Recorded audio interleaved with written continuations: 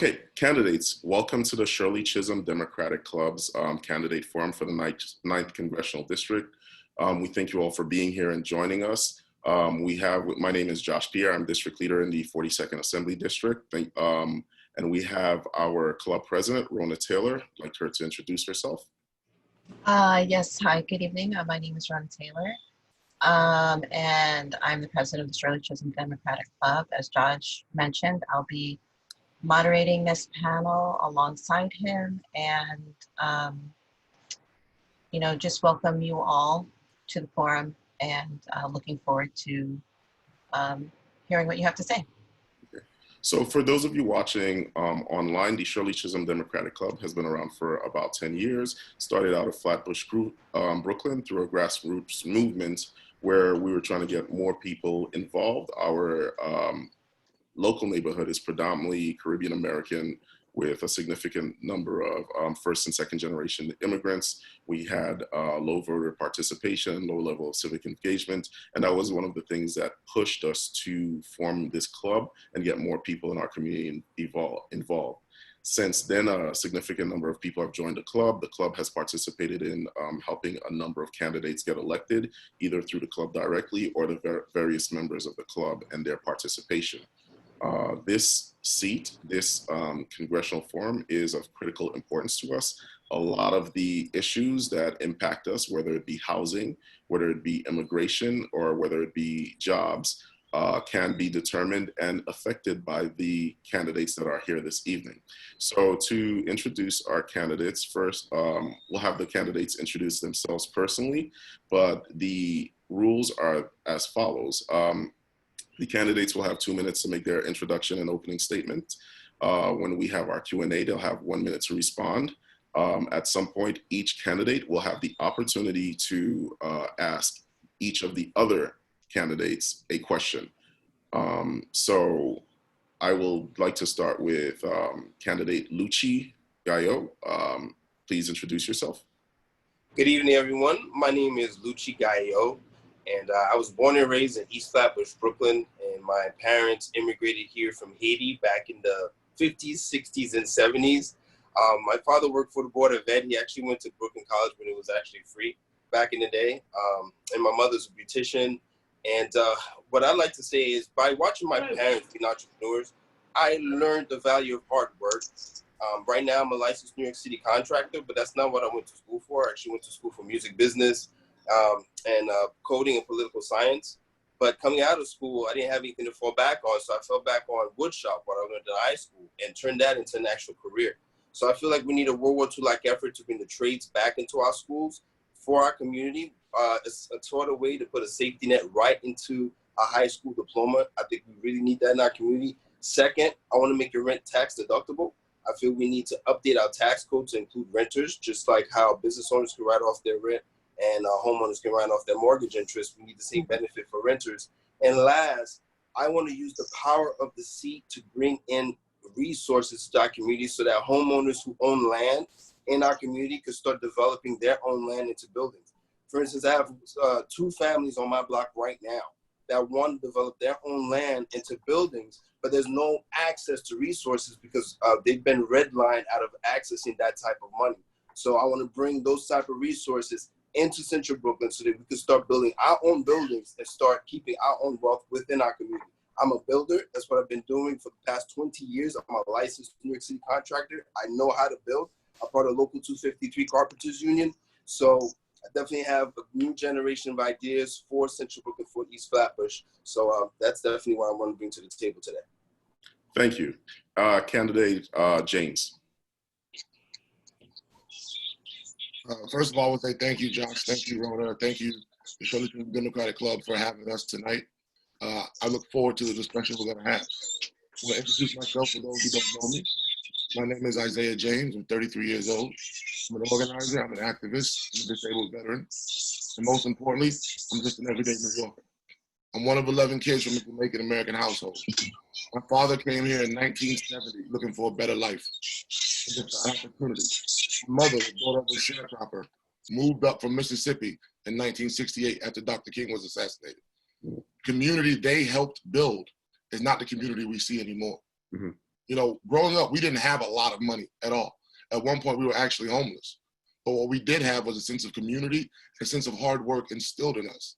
We were told that if we did the right things, economic opportunity would be there for us. But now the 33-year-old son sees that it's not the case. My parents both worked hard and we still wound up homeless. Not because they were lazy, because even back when I was a child, the system was rigged against us. So there wasn't very many opportunities for a child to look like me. So I joined the military. 3 tours of combat later, being wounded for this country, I came back to Brooklyn, working with veterans who were having the same issues that I was dealing with after I got out of the military. I met my lovely wife, who's from Brownsville, who's a teacher. And together, we're trying to start a family right here in Central Brooklyn. The issues we're going to talk about tonight didn't happen overnight. It's been a systematic disinvestment from communities that look like ours. And now is the time where we right those wrongs. Now is the time that we say we want to have a government that is truly by, for, and of the people. Thank you. Thank you. Candidate Bunkadeko. I want to thank everyone again. I want to thank Josh and Rona for helping coordinate, and the SCDC for inviting me again to speak in this format. It's simple. We need change. There is no question about it. It's why I ran in 2018. It's why I'm running right now. We are on the cusp of a crisis on many fronts. We had a 5-alarm fire on housing, on education, on immigration, on criminal justice, before COVID and before the shooting of George Floyd. But for the last decade, we have had no leadership in Washington fighting like the families in this community fight every single day. I'm from Crown Heights. I've got friends and neighbors who are finding it even more difficult to continue to call this place home. So what I've been proposing is making sure that in the short term that we cancel rent. It has got to be an absolute priority for us in the coming months, that we make sure that those who help build up our community, there are folks who are on the community board, the block association, tenants leaders, that they have an opportunity to continue to stay here. That immigrants, many of whom came from Haiti under CPS, continue to find a place to call America home. They have built their lives here. They have given birth to children here. They're contributing to the well-being. But first and foremost, policing. As I mentioned today in some of our social media posts, I talked about 2 encounters that I've had with the New York Police Department. One when I was 14 years old in 9th grade, and then the second when I was out of college. It is by sheer chance that I didn't get killed in those 2 instances. But for me, it is something that we need to, obviously Ms. Clark believes it's 2 bad apples. It is a culture that we need to shift in this city, which is policing against communities of color, particularly Black communities in our beloved Brooklyn, often ends with an aggravated assault or fatally in someone dying. I was here when we grew up. All of us can remember Amadou Diallo, Sean Bell, Eric Gardner. That does not need to happen in this country, and it does not need to happen in this city. And so I look forward to a spirited conversation about why we need to change the direction away from Ms. Clark and go in a bolder and more transformative direction. And thank you all again for having me again.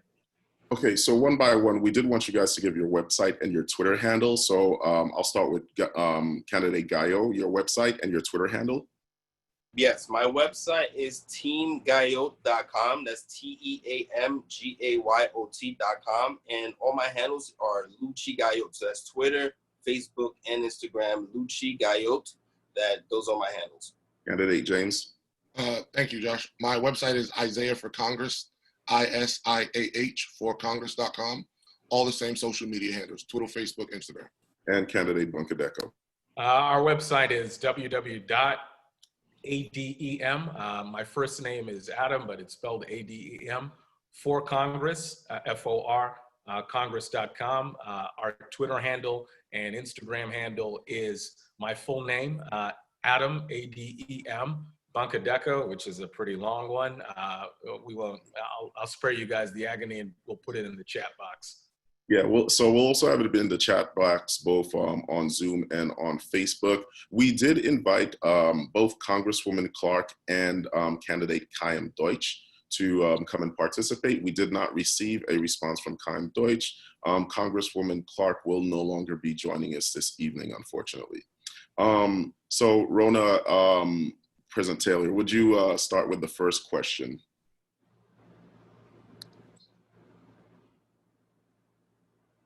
Okay, I don't think Rona can hear us. This has to do, so the recent murder of George Floyd has brought to light the issue of police brutality against the Black community. We'd like each of you to share your thoughts and statements on the issue. We're going to work it backwards and start with candidate Bunkadeko. You know, I think for me, it's exhaustion. As I mentioned on the outset, if you're Black and you grew up in this city, this is nothing new. George Floyd is a sort of something that we all have to live with. And as I mentioned, Amadou Diallo, Sean Bell, and the like. And to me, I think my critique of Ms. Clark is that it's not about bad apples. It's a culture of policing that we need to change in this country. It seems to be the case that if you are Black, you have a higher incidence of not only being stopped by the police, but having that encounter end fatally. And that cannot be the kind of country we should aspire to be or should be. We are in effect second-class citizens, still fighting for the same rights that many of our forefathers had to fight for after being freed from slavery.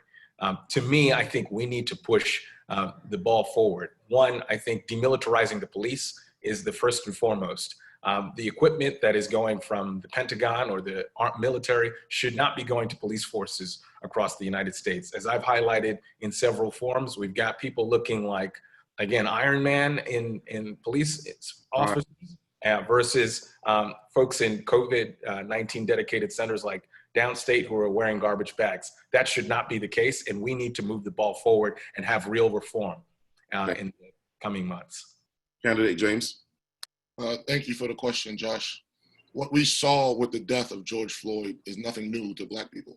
That wasn't just the isolated incident of a cop putting his knee on the neck of one person. That literally was the system of policing in the entire country, putting their knee on the neck of Black people, and has been that way for hundreds of years. Police started out of slave patrols. So we already know the history of that. We don't need to just reform the system. The system was never designed to serve Black people in this country. We need to dismantle that racist system.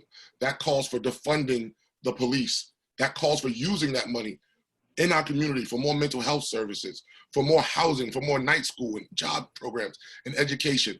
We need to end the 1033 program that allows surplus military equipment to go to the police. The same equipment I used on the battlefields of Iraq and Afghanistan is sitting at police departments in New York City.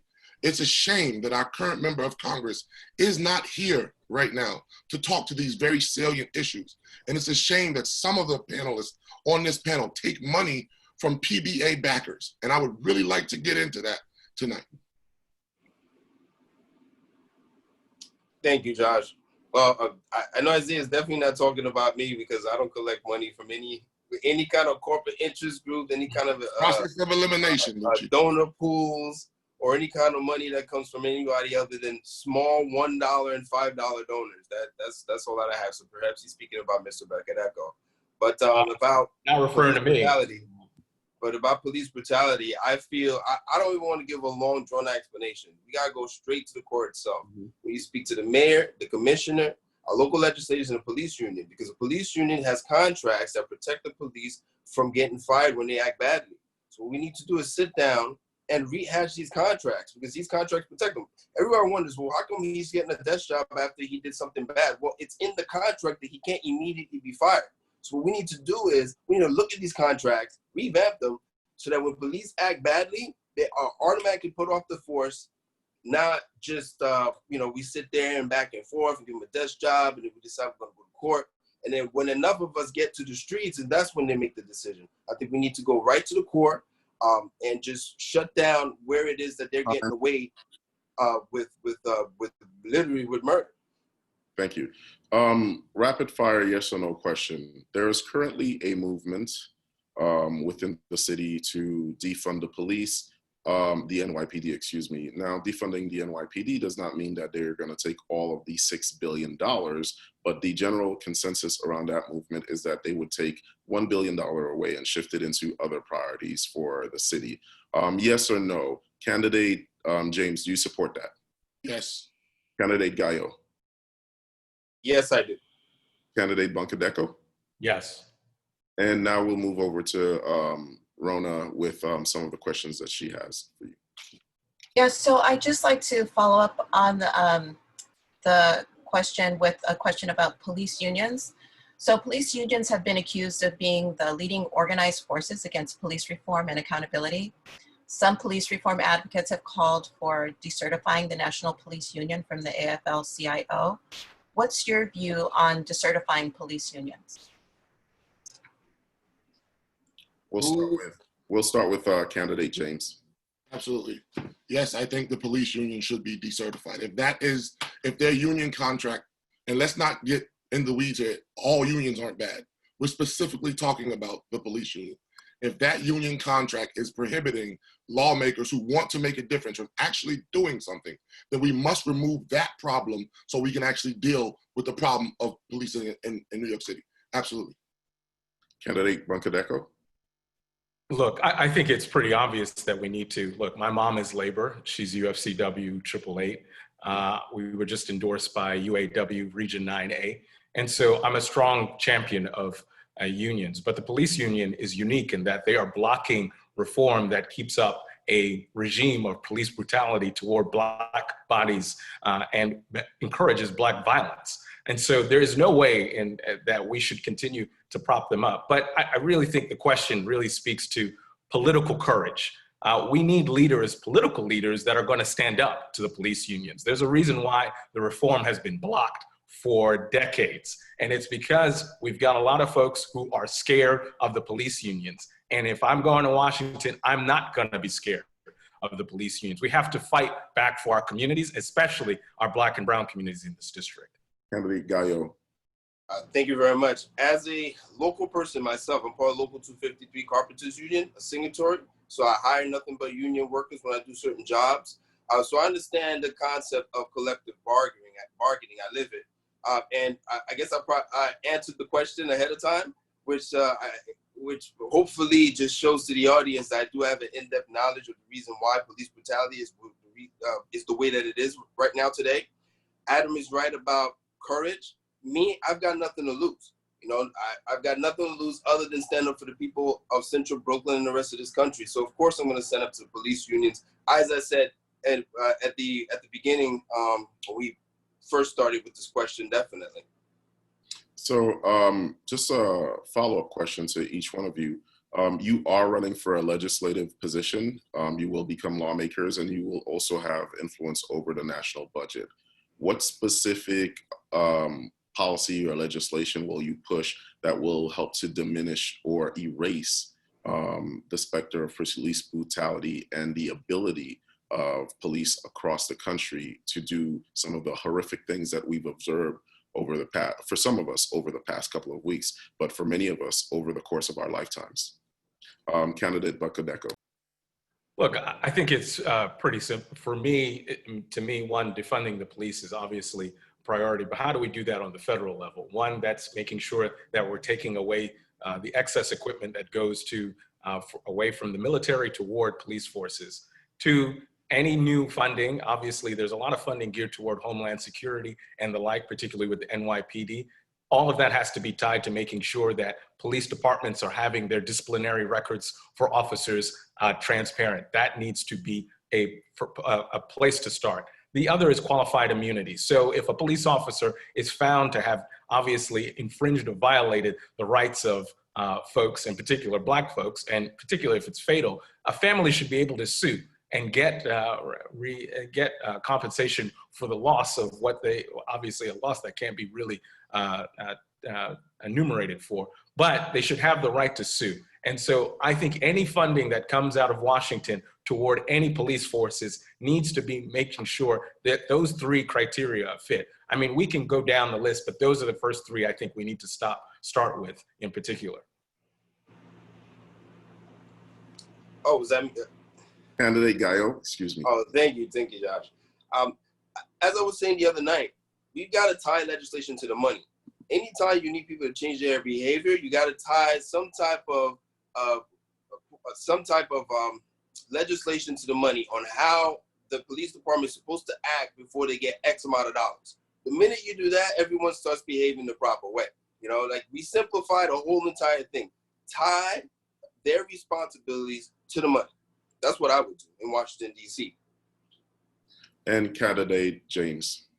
Thank you, Josh, for the question. The answers I heard, you know, as a constituent are unsatisfactory. We don't need to be funding any police departments at the federal level. The federal government should not be sending money to the states to help oppress people who look like me and you. That's number one. Number two, we need to end the 1033 program that allows surplus military equipment to be sold to police departments in New York City and all across the country. Another thing we need to do is end qualified immunity, which will allow police to be able to commit crimes and then go unpunished for these things. We need the political courage to stand up and say, we're not going to fund these police departments. We've seen time and time again where we've tried to put forth, you know, reforms and legislation, and it all gets lost in the shuffle. And by the time it trickles down to the police departments, they get away with murder, literally, and do what they want. No, we need to take a stand at the federal level and say, we're not going to allow this to happen anymore, and we're not going to send a dime of federal money to police departments. Instead, we can send that to states for housing and for education and for job training programs and things like that, instead of funding a police department altogether.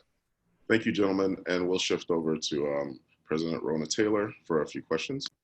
Yes, so I had another follow-up question, which is, have you participated at all in any of the recent police protests? And if so, what have you learned from the protests, and how have the protests impacted your campaign philosophy or approach?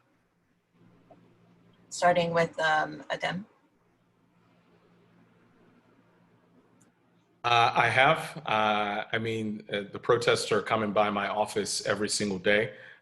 You sometimes might hear helicopters buzzing over me. So anytime, any chance I get, I'm always out there. I think the recent one that I was at that I suppose was quite memorable is on Sunday. A lot of our Jewish brothers and sisters from the Chabad community in Crown Heights also engaged in a Black Lives Matters protest, in which I was able to have a chance to not only speak to the audience, but to talk with the organizers. And I think for me, as Josh pointed out, if you're a Black and grew up in this city, I mean, this ain't a tipping point for you. This has been your existence or way of life, so long as you've been on this earth.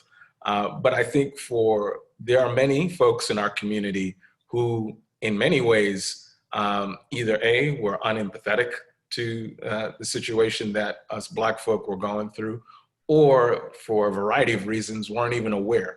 And so to me, I think what I have been inspired by and am cautiously optimistic is that we can actually really transform this country in a meaningful way in the months and years ahead, because of the fact that, you know, we are seeing really a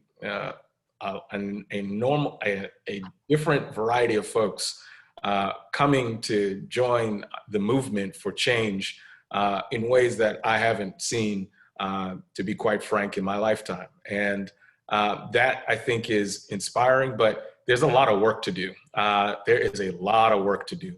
And so it's just not about protests. It's about organizing. It's about legislation. It is about getting up and doing the work every single day. And that is what I think the road ahead lies for all of us in order to bring change. Thank you. Mr. Gale? Thank you very much. Like I've been saying before, well, I did go to the one that was in East Flatbush. I actually took some footage of that when I was out there. And what I noticed about the police, they were just plain out mean, man. You know, like after what happened with George Floyd, you'd imagine that they'd be a little more polite, you know? And I feel that it's almost like a lost cause. But one thing that I did notice was that all the police officers had these body cams. And I mentioned earlier that I'm a coder in part. I'm not a great coder, but I'm a decent coder. And what I do know is that there's an uplink from every single camera that uplinks that footage onto a server. We need to use artificial intelligence to analyze that footage and that data of the voice data to pick up on patterns of anger in each officer's voice. Let the artificial intelligence flag the officers. We already have technology on the cops. Keep those cameras on all the time, analyze the data. If you have a cop that has a pattern of aggressive vocal behavior, then we flag that cop automatically and bring that cop in. That's just a software upgrade. I could literally write half that code myself. So I feel we need to use technology to monitor these officers 24/7 when they have, again, a pattern of misbehavior and start to flag them. This way they start behaving properly. Thank you. Mr. Thank you. James? Thank you for the question, Rona. Sadly, I have to disagree with my brother Lucci. It's not just a matter of technology or being on camera. You know, George Floyd was killed on camera. Eric Garner was killed on camera. Philando Castile was killed on camera. Giving cameras to bad police officers isn't going to stop them killing Black folks. So I disagree with that wholeheartedly. Yes, I've been to most of the marches. Some of them I couldn't make. I've even seen some of you here at some of those marches and protests. So yes, I've been there. And what I've seen is something transformational. What I've seen now will be written in history books for my children to study, because now it's not just Black people, you know, screaming our pain in our own echo chamber. It's the milieu of our entire district, of the entire nation, and frankly, the entire world coming together in one collective voice and saying, listen, for 400 years, Black people in America and around the world have been oppressed, and we'll no longer allow that. They're no longer bystanders to our pain. Now they are on the front lines with us. And that's how we affect change, is by coming together, standing shoulder to shoulder, not front to back, and marching forward as a collective. Can I respond? Since Isaiah referred to me, can I respond?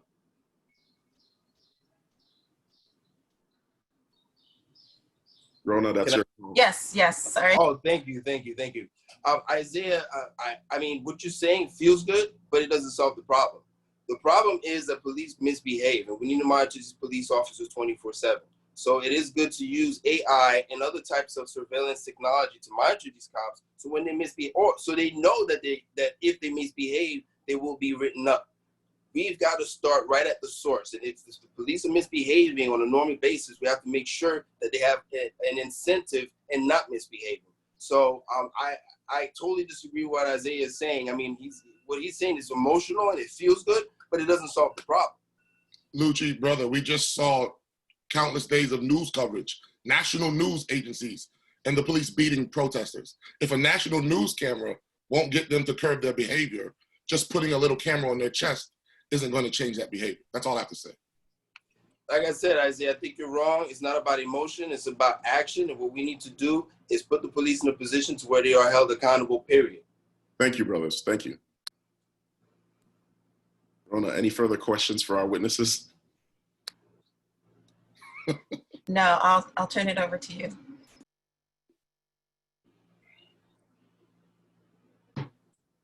I mean, myself, right? Let's get into a little bit of our political philosophies. If you guys would each take 30 seconds, one could be a conservative, one can be a moderate, one can be, you know, left-wing, far left-wing, DSA. Would each of you take a second, 30 seconds to explain your political philosophies and where you fall within the spectrum of this Democratic Party, as you guys are running for the Democratic Party? I'll start with you, candidate Bunker. Yeah, that's easy. I'm a progressive. I believe in active, energetic government to make a difference in the lives of ordinary people, folks like my parents who came here without status and were able to build a life for themselves and eventually send one of their children to Harvard Business School. I believe that we need to ensure that the public goods like healthcare, housing, infrastructure, national defense, all those things are taken care of by the government. And if not, it is not the role of the private sector to do those things. It's got to be us as a collective making sure that our children are educated, obviously our people are taken care of. Otherwise, we are not a society, but, you know, sort of a place that kind of comes apart. So, Adam, a follow-up question for you on that. Having been to progressive circles myself and being considering myself to be a progressive, why are there not as many Black people in particular within progressive circles? What is your view in terms of Black participation within progressive circles? Look, us Black folk we are a rainbow coalition of all sorts, right? And I think in the end, we actually all agree on those basic public goods, right? Which is everybody ought to have a decent place to live. Everyone not ought to die from not having health care. People ought to have a just and fair system. Children ought to have an opportunity to learn and grow and be able to live out their potential. I think really what it seems to be the case is politics starts to balkanize us and sort of cut us up into different segments. And to me, I think that it requires, leadership, back to courage, the courage to stand up to some of the institutional players, kind of like what we have done, not only this cycle, but in 2018. I remember my progressive friends were just like, this is crazy. Why would you ever try to do that? And I said, look, the system as it is currently constructed is not doing what it's supposed to do. We are worse off on every measure you can think of: housing, education, criminal justice, immigration. And that, I think, needs to go in a different direction completely. And that's about leadership. So, Candidate Gallo, what's your political philosophy? I consider myself a progressive pragmatist, where I believe in everything that everyone believes in, but I also believe on how to get it done on a budget.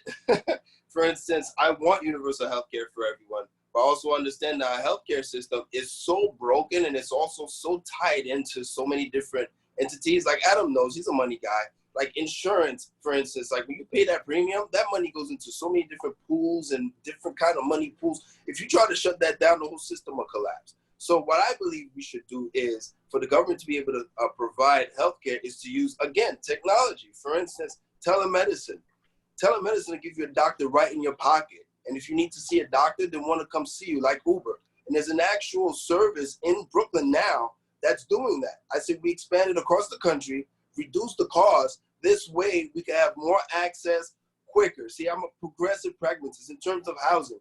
I feel we could raise the 12 trillion Adam was speaking of, but not by going to Miss McConnell, because he's already going to give us a problem. Oh, but he's going to give us a problem. So what I feel we need is federal housing bonds. Just like we financed World War II with the war bond, we finance housing with the federal housing bond. I could go to Goldman Sachs and raise $1 trillion in a very small amount of time so we could build our housing. So, and I'm a progressive pragmatist. I try to come with ideas outside the box thinking in order to get things done. Okay, so Candidate Gallo, is this your first time running for Congress? This is not my first time running for Congress. Last time I ran under the GOP line as a progressive. What does GOP stand for? I'm not familiar with it. They call it the Grand Old Party. What's the regular name of the party? It's the Republican Party. I ran under the GOP line as a progressive. And one thing I would like to say, a brand new Congress who has endorsed Isaiah James is also running 6 Republicans for the House and 3 Republicans for the Senate as progressives, because as progressives, we don't care about party lines. What we care about is our policies and getting ourselves on the ballot so people can hear us. And that's what I did in 2018. And I'm not going to apologize to anyone for doing that. Of course not. So just for clarity, you ran as a Republican last time. What changed? Why did you run as a Republican last time? What was your philosophy and your values then? And what changed in your values this time that made you decide to pursue the Democratic nomination and refer to yourself as a progressive? Yes, I refer to myself as a progressive when I ran in 2018 as well. There's a Kings County Politics article. Anything other than the title itself, but if you read through the article itself, you'll see that all my policies back then were also very progressive. Now, I've been a Democrat since 1998.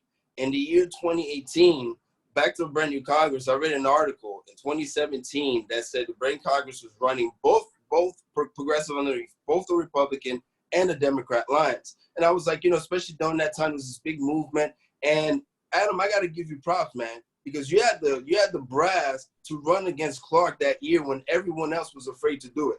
You know what I mean? And I keep it a buck with you, man. I already knew if I tried to turn in petitions, most likely they would have thrown them out. You know, so I was like, the Kings County GOP gave me the opportunity to run as a progressive, and I took the opportunity so I could be on the ballot and just so I could have my voice be heard, so I could be out there. Not only that, what I did with that line, I increased the vote on that line by 30%. I had 18,000 registered Democrats come out to vote for me. It's the first time that's ever happened on that line that year because I actually campaigned. Very good filibuster. Candidate James. That's why you should send me to Congress. Yes, Josh. Filibuster in the House. To the House, yes. Candidate James, what's your political philosophy? Talk to us. Thanks for the question. So I would describe myself as an aggressive progressive. You know what I mean? Like, you see this little pin I'm wearing on my shirt? This was given to me by President Barack Obama. This is a combat infantry badge. That means that in the face of danger, in the face of death and destruction, I stood up and fought for the values that I was sent over there to fight for. And I bring that to my politics. I'm 6'8". You've seen me, you know me. I'm 6'8", 300 pounds. I'm not a shy, timid person. Yeah. And I will not be that way when fighting for people in my community. I'm also a collectivist. You know, as a black man in America, you know, as a black person in general, Africans, our heritage is collectivism. It takes a village to raise a child. If you want to go fast, go alone. If you want to go far, go together. I'm one of 11 children, 11 of us in a tiny, tiny household. So everything we did was together, brothers and sisters together. And that's my politics. Anything I fight for, will it hurt or will it help 8-year-old Isaiah James when his family lost their house and they lived in the damn back of a U-Haul truck for over a month? Any policy that would hurt 8-year-old Isaiah, I would never vote for. So Isaiah, there was this perception that you were either pursuing the Democratic Socialists DSA line, or that you're heavily involved with the DSA. Could you bring some clarity to that for us? Yeah, I'm a member of the DSA, Central Brooklyn chapter. Okay, so you're a member of the DSA. Yes, and I went after tons of endorsements. Yes, I would love to have the DSA's endorsement. If anybody from the DSA is listening, they can still endorse me. Yes. So how do you feel?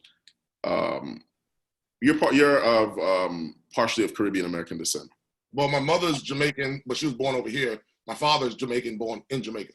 Okay. How do you feel that the DSA philosophy? How do you feel that constituents within the Caribbean American community, within the entire district, would mesh with the DSA philosophy? And do you find them to be receptive? Do you often mention that you're a member of the DSA? Absolutely. I'm glad you asked that question, because within the DSA, we have an entire Afro-Socialist caucus.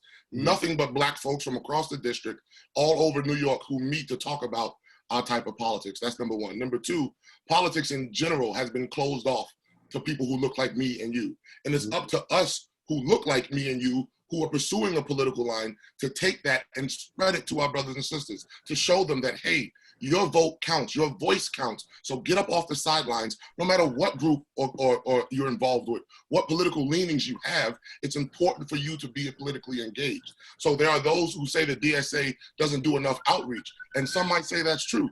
But that's why people like me, the big black brother, who's going out there and talking to the young brother in Crown Heights and Flatbush and East Flatbush, letting them understand, yo, your vote is important. You being politically engaged is important. Come over here and let me talk to you about how we change our community together. Yes or no question for each candidate, starting with Mr. James, since we're still on you. You are now running to be the Democratic nominee for our congressional district. Will you be supporting the official Democratic presidential nominee, Joe Biden? Yes or no? No. Candidate Gallo. For as long as the presidential nominee does not pick a pro-UBI candidate, my decision remains unchanged. Andrew Yang. So you will not be supporting the Democratic nominee, Joe Biden? If he picks a pro-UBI running mate, absolutely. Oui ou non?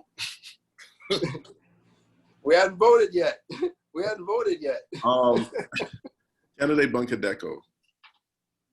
Look, he wasn't my first choice, but I'm the son of 2 war refugees who are frightened about what the country has become. And I think beating Trump has to be a priority, even if your first choice doesn't come out. So yeah, I will work my best to make sure that we defeat Trump. Okay. So Rona, I'm gonna pass it on to you to start the jobs and economy section. Okay. So currently our unemployment rate is at just over 13%. What policies will you be pushing to address the coming economic issues and its impact on our communities? And I'll start with Mr. Gale. Do you mind repeating that question one more time, please? Yes. Currently our unemployment rate is at just over 13%. What policies will you be pushing to address the coming economic issues and its impact on our communities? All right. Well, there's two things I like to answer this in two parts. One, to speak about what our representative has not done, because Brooklyn or Central Brooklyn is literally the center of the epicenter of COVID, and we've had all these SBA programs that came down the pipe, and literally only about 15% of the people in our community has received this funding. And it's because of the means testing. And now I know about this personally because there are two small business owners that I'm currently helping them with their loans. Now, one just got his loan last week, and it was like a really small amount, and the other one's still pending. We need to have some sort of, we need to ease up the means testing on these. Josh, I can't hear you. I think he may be addressing someone else, Mr. Gale. Please continue. Oh, okay. Yes, we need to let up on these means testing on these loans. They're making it way too difficult for these small businesses in Central Brooklyn to access these loans. It's literally like redlining because a lot of small businesses are small proprietorships and they don't have the same kind of documents as other businesses in other parts of town. So we definitely need to take a look at the means testing so that these small businesses could have access to capital so that they can start employing people again. That's one part. A second part is, yes. Brother, could you please tell us what is your definition of small business? My definition of small business are the mom and pop shops we see up and down Church Avenue. That's what I consider small business. Could you give us a revenue range for small business? Revenue range for small business, in my view, when I'm looking at Central Brooklyn, not looking at Wall Street or any other business I want to consider themselves small business, I would say under $500,000 profit a year. Under $500,000 profit. And in terms of revenue? In terms of how much they pay for rent? No, revenue. In terms of revenue, you're looking at about $2.5 million. I would put it at about that much because we have some restaurants that really make a lot of revenue and employ a lot of people. So just because they have a large amount of revenue doesn't necessarily mean they have a large amount of profit. You know, right. So I have to give them that room for the revenue because that's going to add on to the employment. So I definitely would go a little bit of a higher number to who I would consider a small business for the means testing. That's the question you're asking. Thank you.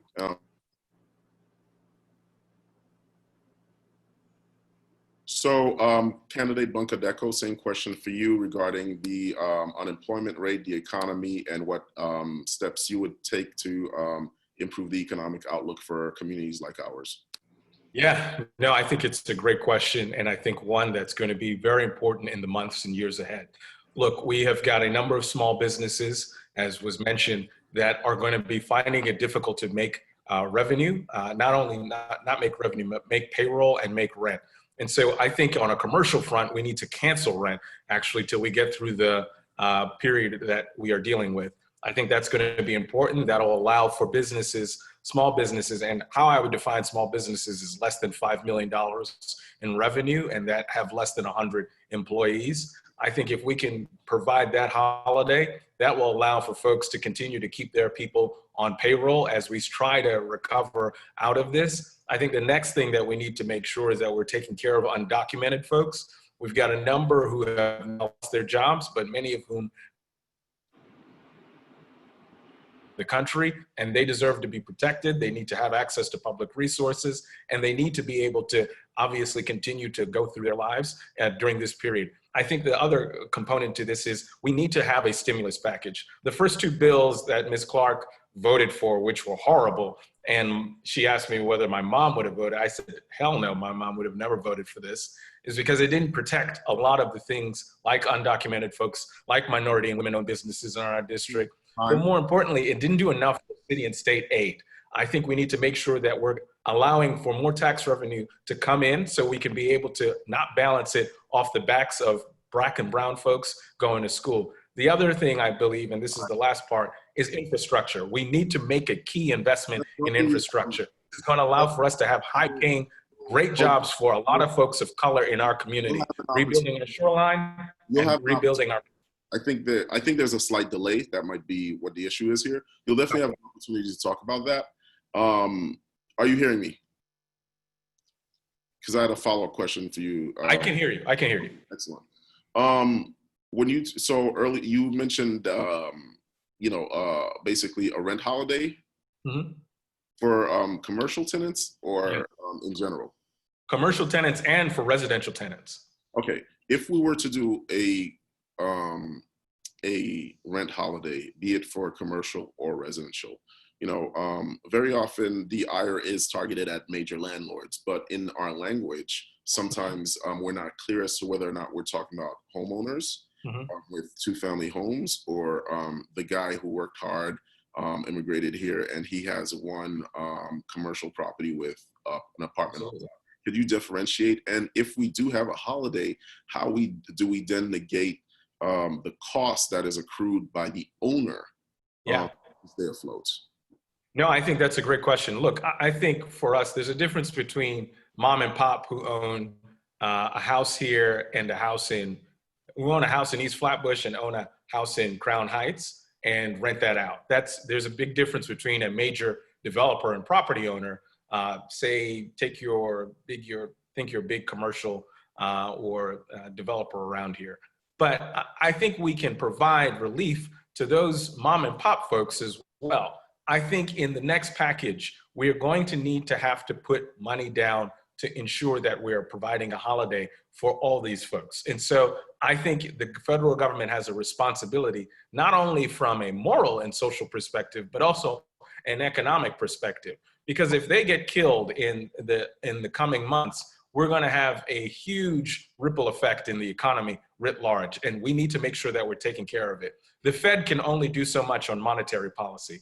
The federal government, Congress, needs to step up and do more on the fiscal map, on the fiscal level. Another follow-up question for you. You just mentioned the next stimulus package.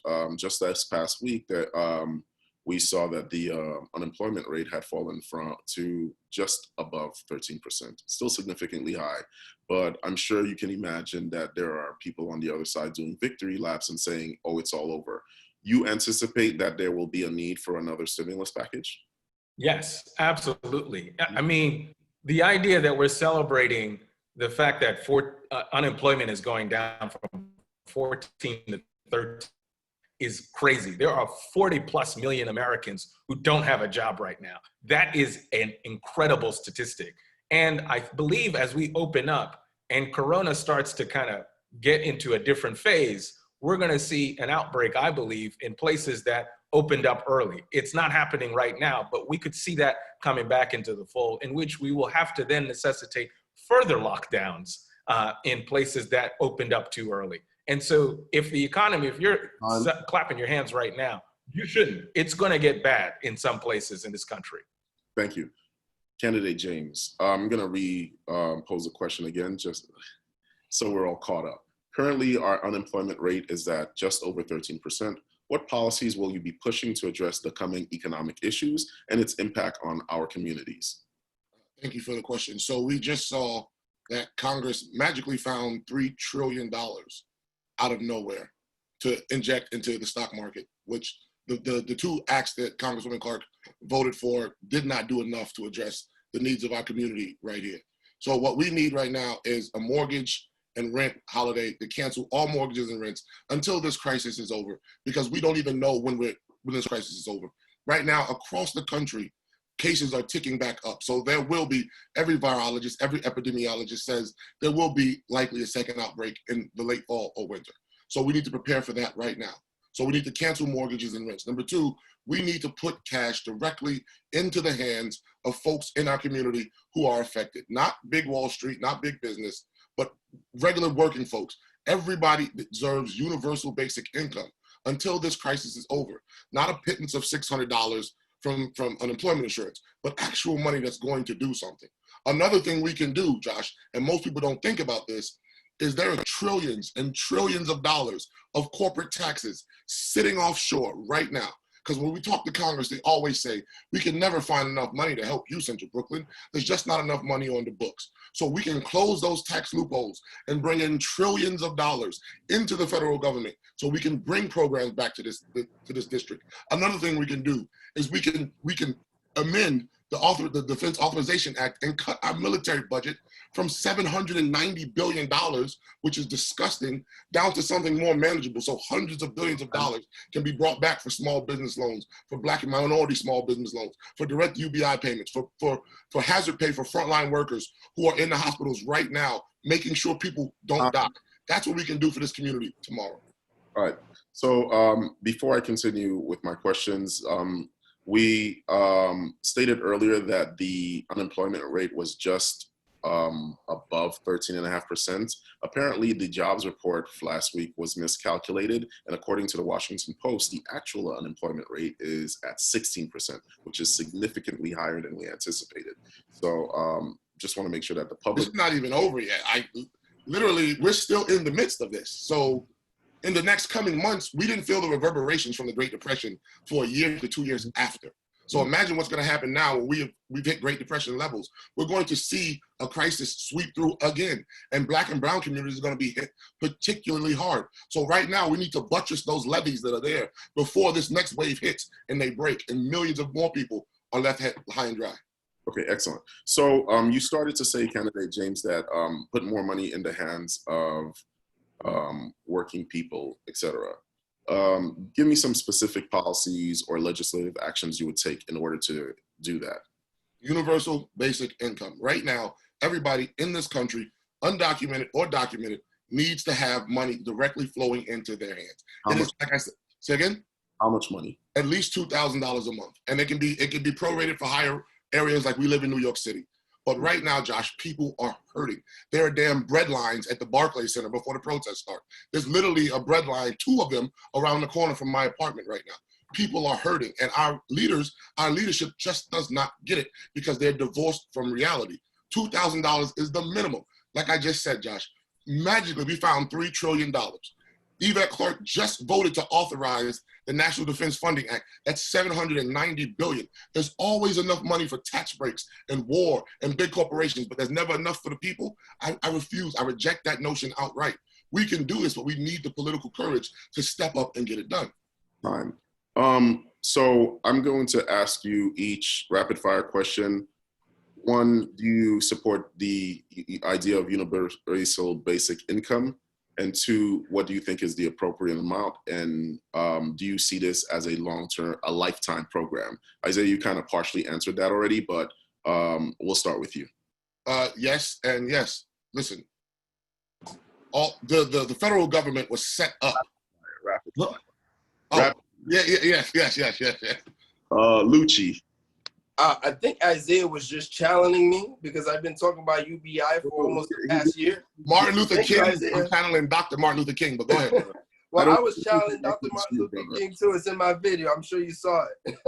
But I'm glad. But you know what though? On the serious note, Josh, and I'll be quick. I'm glad that everyone is starting to come to terms with the concept, because when I first started speaking about it, I was being laughed at, and that was before COVID. So now that, now that we are in COVID and we're moving further into the future, absolutely, I support a UBI. I think $2,000 a month to the end of the crisis makes sense. But after that, we need a permanent UBI of $1,000 a month, because a lot of these jobs will not be coming back. Again, as a small business owner from the business world, I do feel that a lot of these people are not coming back to me a UBI. Time. How will you pay for that? Okay, well, the way I envision paying for a UBI is by way of taking a look at what I like to call the poverty industrial complex in this country. We have the poverty industrial complex in this country.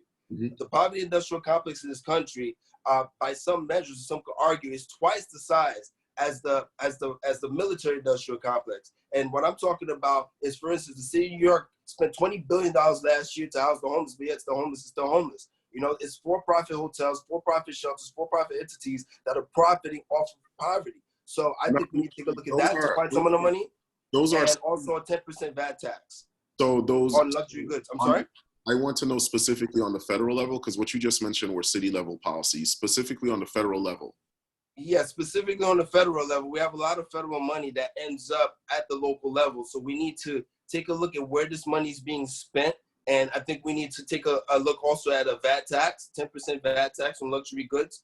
That, and also we got to look at automated systems, such as those screens that you push the button at McDonald's. That's replacing a human being, but that's still creating value. Normally, when you pay for that burger, part of that money goes to the employee. But now all the money goes to McDonald's. So we need to tax a portion of the value that these machines are creating to put in the trust fund for universal basic income. So it'll be a broad base method to pay for. No more filibusters. Candidate Bunker Deco. So it started as rapid fire, but apparently, So I didn't get the answer there. No, I'll come back to you. I know. Isaiah answered for me. So hold on, guys. Adam, what is your stance on the UBI? How much should it be?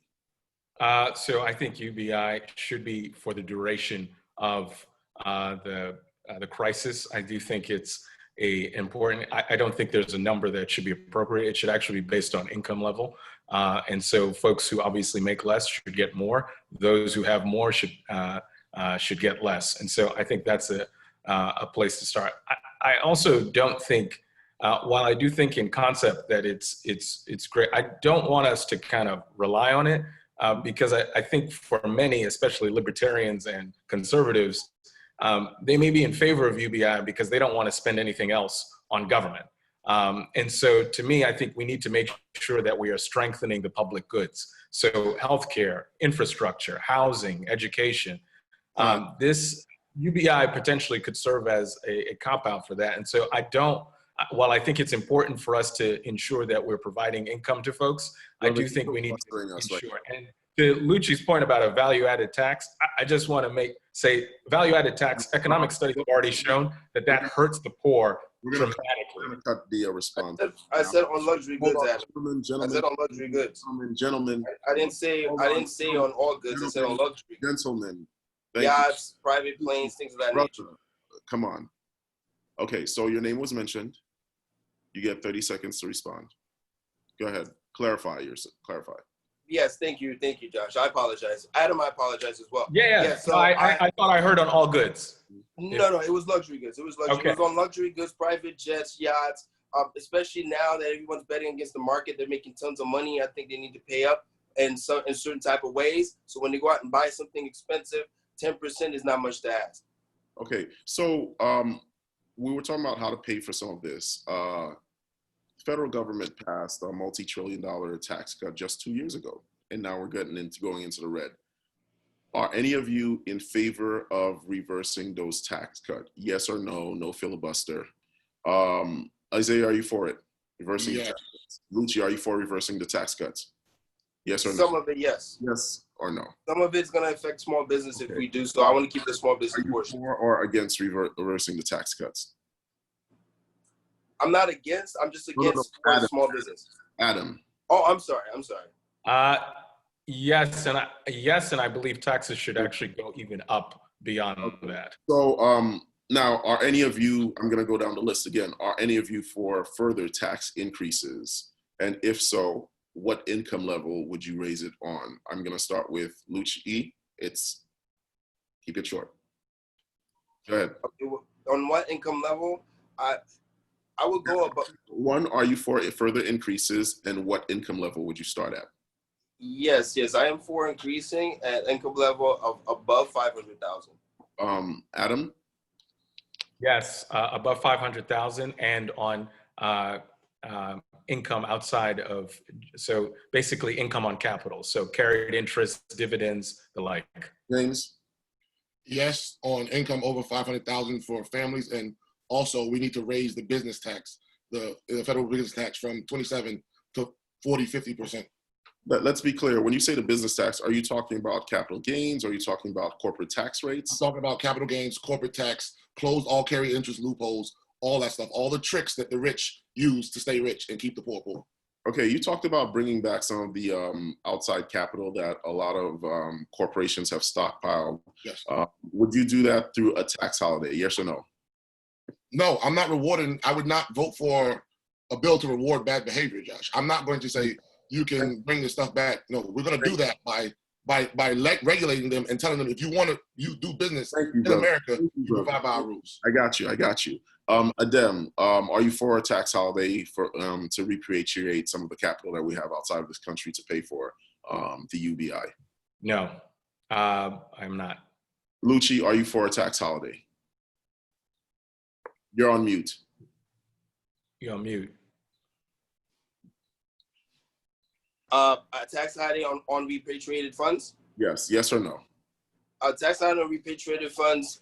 Yes or no, brother, please. It depends where the money's gonna go. But I'm not on a tax holiday unless the money goes. Questions for you, brother. Okay, jobs programs. Here's the thing. Could do how many, show of hands, no more talking, show of hands, how many of us agree that we are going into a deeper recession? 1, 2. Okay, therefore we will need jobs programs. Talk to me, what's your philosophy about jobs programs and how do you ensure they come down to our level on the ground here in Flatbush, Crown Heights, and all throughout the district of the Congressional 9th? I'm gonna start with you, candidate Bunkadeko. Yeah, look, I think we can do this through a series of infrastructure programs. I outlined this recently about a month ago, and Brooklyner covered our plan. And so our plan would really talk about, one, retrofitting NYCHA so it can be green. We've got a lot of, NYCHA has a huge carbon footprint. A lot of folks are getting sick every single day. They don't even have roofs over their head. And so I think we can do a lot to make sure that we're creating green jobs, well-paying green jobs for a lot of Black and brown folks in our community. The other, I think, is environmental infrastructure. We've got a big southern shore that was hit pretty hard by Sandy and is going to need to have some environmental resilience. I think that will be a lot of jobs that can be created from that. The other aspect, I think, is the Metropolitan Transportation Authority, the MTA. We have got to not only strengthen the MTA, it's going to have a shortfall of about $4 billion right now, but it's going to grow. We have a little bit. But I also believe we need to start investing in creating, in ending the transit deserts we have. So in East Flatbush, all the way down into. We may have lost you. Time. I'm not getting his feed, so I assume the issue is on his end. But I'm going to move on to you, candidate James. Jobs programs. Talk to us about that. Yeah, thank you for the question. So with me, it's a three-pronged part. So when I look at a jobs program, I also look at reparations for Black folks. So you asked not only how do we build the economy, but how do we get those jobs here? So we need to rebuild our crumbling infrastructure in New York City and across this country. The Army Corps of Engineers said we have a $4 trillion shortcut in just infrastructure right now. So a 21st century infrastructure plan, and make sure that money directed back to places like Central Brooklyn. That's number one. Number two, we can roll it within the framework of the Green New Deal, building NYCHA, but green, sustainable of housing, so folks do not have to have the highest asthma levels of anywhere in the city. Right now, Josh, we have something on the books called the Faircloth Amendment, which says that the federal government can't use any funds to build public housing at all. We need to repeal that amendment. And so when we look at getting stuff back here, we do it in the frame of reparations, making sure, because we know if we give states money, a lot of the contractors it goes to, they have interests with the state and business with the state, and it bypasses the Black construction firms, it bypasses the Black small businesses that will benefit. So within an infrastructure bill, we roll that into a reparations bill. So we make sure that money is directed to poor and Black and brown communities that have been left out. Well, so I'll come back to you on that one. Okay. Lucci, go ahead. What I would do, I would use the power to seek, because I already know in order to get resources down out of Congress takes way too long sometimes. So definitely I would want to put some legislation through in order to help small businesses, especially with the means testing. But also, I'm gonna use the power of the seat to build resources into the community. Right now, as we speak, we got plenty of landowners in Central Brooklyn who's been there for years, from the Caribbean, that own their own land. They built their own homes back home. So why don't we provide the money so they can start building their own properties into buildings? We could turn these buildings into affordable housing. Some people got lots big enough to build nursing homes and keep that's where we could build and keep wealth inside of our community. The only thing that we're missing for us in Central Brooklyn to be able to develop our own lots into buildings is the funding and the means testing. So for me, if I get that money for us, the only means testing is going to be that you own the land. The minute it is made clear that you own the land, you can get access to the money, get your architect, your contractor, build a building. You know, I feel this is the direction we need to go in Central Brooklyn, is more investment within our own community and building. Okay, so the rezoning aspect is city level. A portion of actually rezoning is state level. What would you specifically do on the federal level to help that happen? Yeah, so I'm not looking to rezone. I'm just looking for whoever who already has anywhere from R4 to R6 zoning. These these existing lots can build buildings already. And my whole point is this, and on the federal level, let's go back to federal. On the federal level, I'm looking to implement the federal housing bond, just how World War II was paid for with the federal war bond. I feel if we implement a federal housing bond, that can help us raise the money we need for our affordable housing, backed by that affordable housing. So if you're a homeowner here in Brooklyn, you'll have access to that capital so that you could use that capital to build out your own building. I've got 2 people on my block right now that are ready to make the move, but I'm working with them, through a construction lender, and the means testing is so difficult that way. But if we create a fund that can make that money easier for homeowners in Central Brooklyn to access, we could really change the wealth within our community. So this is the reason why I wanna take this approach. So here's the thing. We have had a number of financing programs made available through the federal government. But you talk specifically about Central Brooklyn. How would you ensure that it gets down to Central Brooklyn? And I assume by Central Brooklyn, you're meaning Black and brown communities. When I say Central Brooklyn, I mean anyone who owns a property, because I have on my block, not everyone is Black or brown, but within a certain area, I guess you could say, or within a certain economic zone. You know, I feel we need to have access to certain types of funds, and the means testing on these funds, they need to change it for these homeowners, because if you already own the land, the value is there. So all you need to do is to get the buildings built. Well, I guess what I'm asking you is, there are capital funds available on various levels through SBS and other institutions that have not made their way to communities of color in particular. Yes. Is that something you would work on, and if you could quickly? Yes, absolutely. The reason why we can't access these funds, because I've tried to apply for some of my neighbors, because we've been trying to do a project on my block to where they want to develop their own buildings. I've been working with my neighbors, and the biggest obstacle is the means testing. When you try to access these loans, the qualification that they ask you for is literally like a red line, because the property is there and it can't be built. A developer could get access to that money, but the homeowner can't. So we're redlined. So what I want to do is I want to reduce the means testing to just the fact that you own the property and what the value will be after you construct it. Fine. Thank you. Candidate Bunkadeko, while you were speaking earlier on the jobs program, you got cut off. Could you finish your thought on that? Because I wanted to get to some follow-up questions for you as well. Yeah, I forgot. I don't know where I got cut off. Brief synopsis. How would you bring more jobs back into the economy? Yeah, I think on the infrastructure front, I think on the MTA, we've got to do a lot more to build out a lot of the new trains. So we're building train lines in the Upper East Side when all of the population density is here in Central Brooklyn, right? We are the biggest borough. We are the one that continues to grow the fastest.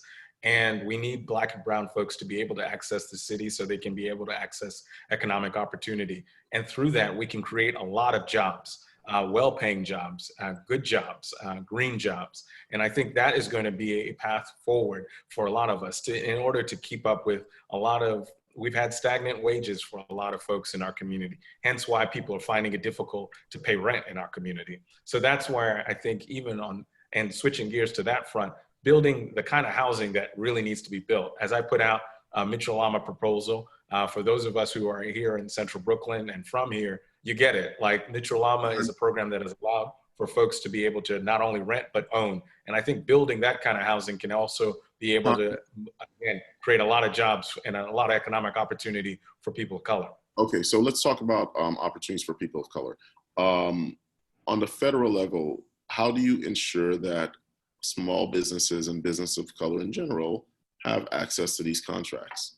Look, we've got a large issue with MWBEs. As many folks can attest, I'm sure many are watching, there's a lot of discriminatory things that go on. And so any federal contact, we need to strengthen the requirements for folks who are getting federal contracts to make sure that they are hiring minority and women-owned businesses, so that money that obviously we pay into the tax base actually generates a lot of economic opportunity for our Black and brown entrepreneurs in our community, whom we've got a lot of. And so to me, I think that's the way we can push the ball forward, which is ensuring and requiring that any federal money that is coming or flowing out of the stimulus or going forward is coming to Black and brown communities that need it. Time. Now we'll switch over to Rona, who has a new set of questions for you all. I have a question about the census. So, as you likely know, census response rates in this congressional district have lagged well behind many of the neighboring suburban districts in the New York City metro area. What have you done and what can you do to ensure that people are counted so that our district gets the resources and representation it needs going forward? We can start with Mr. James. Thank you for the question, Rona. So we have to look at our community is largely African-American, and a large population of our community is from the Caribbean. There are a lot of undocumented brothers and sisters who are in our community who I know personally who do not fill out the census for fear of reprisal, for fear of ICE coming to pick them up and destroy their family. And sadly to say, we've had a member of Congress who's been quiet on that issue, in my opinion. So what we can do is we can first of all, we need to get Trump out of the White House. We need to guarantee citizenship to every undocumented person in this country right now. No more pathways to, no more access to. These people need amnesty. They're in our communities. They're part of our families. They're the fabric of our communities. They need to come out of the shadows and be counted as fellow brothers and sisters. My father, to this day, is still not a citizen of this country. He's still an immigrant, and he could be deported by Donald Trump anytime he has a bad, day in office. So we need to guarantee these folks citizenship. If we do that, and we also need a concerted effort at every level of government. The member of Congress should be here every damn day during the census, setting up census clinics, getting folks the resources they need to be able to fill out the census without fear of reprisal. Bringing in extra people if we need help to do that, because it's so important. Our community, like you said, is one of the poorest congressional districts because we don't get the funds because we're not counted. People only think about this stuff when the census time comes around, but we need to be doing this stuff every single day, and that's why I'm running for office. Thank you. Mr. Gale? Yes. Can you please repeat the question? I know it's about the census. I just want to get all the details, please. Sure. So as you likely know, census response rates in this congressional district have lagged well behind many of the neighboring suburban districts in the New York metro area. What have you done and what can you do to ensure that people are counted so that our district gets the resources and representation it needs going forward? Thank you. Thank you. It's unfortunate for me to say this, but if you take a look, if you were to take a survey at the people who ordered their ballots online versus those who didn't, you'll see it follows the same pattern as the census, who's answering the census and who's not. And it's unfortunate because a lot of people in our communities are just simply not informed. A lot of people don't even know there's a census this year. I've done my best on social media, as all of us on the stage have, to alert people that there is a census that's out there, and also you need to answer the questions so that we can have the proper funding. But I feel that as a city, we failed, you know, because if you go out to California, a lot more people are filling out the census. If you go out to a lot of other states, a lot of more people are filling out the census. But just like here, where there's a low voter turnout, there's also a low census turnout, and I think they're all tied together. We need more. We need the people to be a lot more informed about the fact that the census is out here and that they need to fill it out. Thank you. Mr. Bunkadeko? So we've done a lot actually on the census front. So I met with one of the directors of the census, Shelley Worrell, and talked about how we could be helpful on the campaign in terms of spreading the word. And we have done that through the phone calls we make, through the touch points we have. Our office, while not open, has a number of census materials that are available to folks so we can make sure that everyone in our community is counted. I have also personally, as I've told folks in and around our communities, particularly through the community boards, to encourage everyone to fill out the census. Again, we are the most undercounted county in the United States. We also happen to be the blackest county of all of the counties in the United States as well. And so I believe it's an imperative, and especially as someone who's seeking to become a member of Congress, to push all of our folks and residents to tell them that you are not giving up any information. You will not be picked up by ICE. This cannot be used against you. But it's important that we count everybody, especially because children are the most undercounted of all the groups in particular. And that, I think, is incumbent on all of us who are running for public office to spread the word and ensure that everybody is being counted. Because if not, there's going to be resources for schools that we're going to lose out on. There's going to be resources for housing we're going to lose out on. There's going to be resources of all kinds that we will lose out on if we don't fill out the census. Thank you. I just wanted to switch to talking about the environment. It sounded like all of you support a Green New Deal, but what would be your plan to transition from fossil fuel and fracking to clean renewable energy? And we can start with Mr. James. Thank you for the question, Rona. So right now, the technology is already there. For the first time, in the history of humanity, a species has the technology to prevent its own extinction. But sadly, we have members of Congress, including Congresswoman Clark, who take hundreds of thousands of dollars from the fossil fuel and the gas industry. So even though she sits on a very important committee, Energy and Commerce, so the Green New Deal is never going to go anywhere until we divorce dirty money from our politics. That's number one. Number two, we can end the moratorium, or we can end gas and fossil fuel drilling easily by using the Antiquities Act. We can stop all drilling in public lands and public waters right now, if we so choose to, if we have the political courage to do it, number one. Number two, every single building, every federal building in this country can be converted to solar power with the bill that my team would introduce. Right now, that would save us hundreds of billions of tons of fossil fuel every single year, a fossil fuel footprint every single year. Right now, we can convert all NYCHA buildings to solar power right now, if we have the political will to do it, if the federal government would give the states the funds to do it right now. Another thing we can do, lastly, our biggest polluter, industrial polluter in this country is our United States military. We can shrink the size of our military footprint from 120 bases all over the world, bring our troops home, stop young people dying in wars like my friends did, and we can reduce that fossil carbon footprint by millions and billions of metric tons of pollution every single year. Thank you. Mr. Gale? Thank you very much. This is where my experience in building comes through. I'm EPA certified, I'm a licensed New York City contractor, and I also install green technology into homes. And one thing I would like to say, Isaiah, I like your idea a lot about the solar panels for the NYCHA houses, but the only problem is there's not enough square foot area on top of these buildings to even power one. What I believe we need to do, we need to take a look at, yes, solar power in terms of homes, certain places in this country, but also we got to look at thorium. Thorium is really important, and also COVID-19 has showed us when people stop driving their cars, we stop having carbon emissions in the air.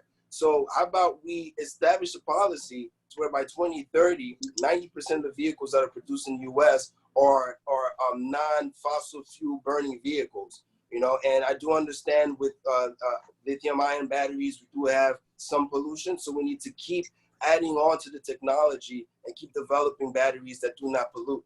But I think we can achieve a Green New Deal-like result in being carbon neutral for a lot less than the trillions that are suggested by way of, again, 90% of vehicles by 2030 being electric, using thorium to heat and to electrify our homes, and solar power where it is possible to be used. It's not that we can't use solar power, but we can use it certain places, but certain places we can't. So that would be my approach. It would be a very cost-effective approach, and I believe at the end we'd still create the jobs and we get that net neutral end result that we're all looking for in the Green New Deal. Thank you. Mr. Bunkadeco? Yeah, look, I think it's very simple. I mean, the Green New Deal obviously provides us a framework to bring down carbon emissions. I'm all in favor of it. I think Ms. Clark is not the person who's going to be a leader on this issue, given the fact that she is beholden to all of the fossil fuel executives and fossil fuel corporate PACs that continue to fund her campaign. I also believe that in terms of steps that we need to also take kind of immediately, one, we need to re-enter the Paris Climate Accord. I mean, that was just a stupid move by the Trump administration, but that's stupid as putting it mildly. They're a disaster of an administration. But also, I think also we need to think about how we do this locally too. Look, we have got a long shoreline that we need to obviously fortify. And I think environmentally, the Army Corps of Engineers is canceling their study in terms of being able to study how we can make sure that New York City can be able to continue to be a place where everyone can live. That study needs to be fully funded again, so we can ensure and figure out ways in which we can, again, fortify the city. But in terms of public housing and the like, I think, again, reducing the emissions in our carbon footprint, we've got some of the highest asthma rates in the city, in Flatbush, in Crown Heights, in Brownsville. I mean, I grew up as a kid and seeing everyone around me with inhalers until I got to college and I got to graduate school and realized, oh, this is actually not normal. Like most people don't have asthma. And so if we can reduce the carbon footprint here in our borough, we will do a lot for Black and brown families, because guess what? It's Black and brown communities that are going to be disproportionately impacted by climate change. So we need real leadership, and Ms. Clark is not providing that. Thank you. I appreciate that. So I'm going to ask a question from the audience, which is, what will you bring to this position as a representative of the 9th Congressional District that is different and an improvement from what we currently have? So Mr.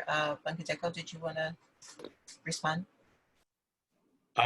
Look, I mean, I ran in 2018, as Lucci pointed out. It took some brass to do it. And I think that's the kind of courage we need to stand up to the machines, to stand up to the institutional powers that have been blocking progress in our community.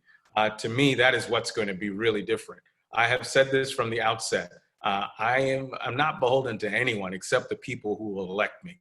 And if I have the privilege to do so, I will fight every single day like the folks in this community fight for their families, to keep a roof over their head, to put food on the table, to ensure that their children are going to live out their own version of the American dream. For over a decade, we have not had that in Ms. Clark. Ms. Clark has failed to lead on all of the big issues, and we are now confronted on two: police reform, policing, changing the culture of policing in our country, and housing, in particular around COVID. We have got to do better, and it's not going to be the status quo that continues that's going to get us out of it. We need to go in a different direction, and that is what I'm going to bring to the table if we win this seat. Thank you. Mr. James? Thank you for the question, Rona. The main thing I will bring to this seat when I win this seat is integrity. It's the hard right over the easy wrong. It's doing what we say we're going to do, not saying the good things on paper or when it's convenient and behind closed doors, taking dirty money and making deals with corporations and businesses that destroy our community. You know, for those who do know me, know I've been to war 3 times. I have a total of 39 months of getting shot at and blown up and seeing my friends die. I was willing to give my life should it be necessary to move this country forward. And in office, I will do the same thing. As long as my heart is beating, I'll have the integrity to know that everybody in this district can count on me, because I don't serve the corporations, I don't serve the rich, the wealthy, or the powerful. I serve the everyday working person because I am them. Thank you. Mr. Gale? Thank you.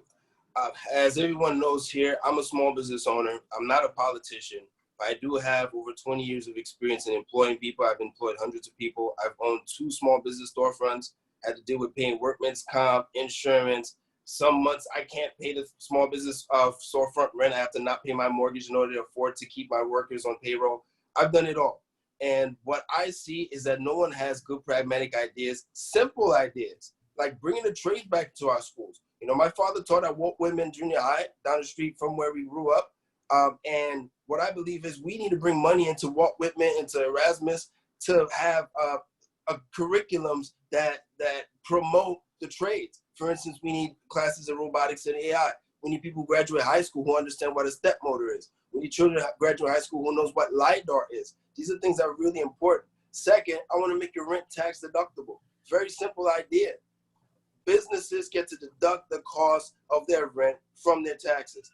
People need to be able to get the same. Maybe it's not the perfect solution, but it's a little bit of a help, and it's possible. It's possible to get to Congress. Another thing I want to do, like I said earlier, I want to make funds available for homeowners in Central Brooklyn to be able to develop their own properties into buildings. This isn't a far-fetched idea. There are plenty of people listening to me right now who've been wondering, man, how about if I could build one of these eight-unit apartment buildings? Because that's what we do back home in the Caribbean. We build.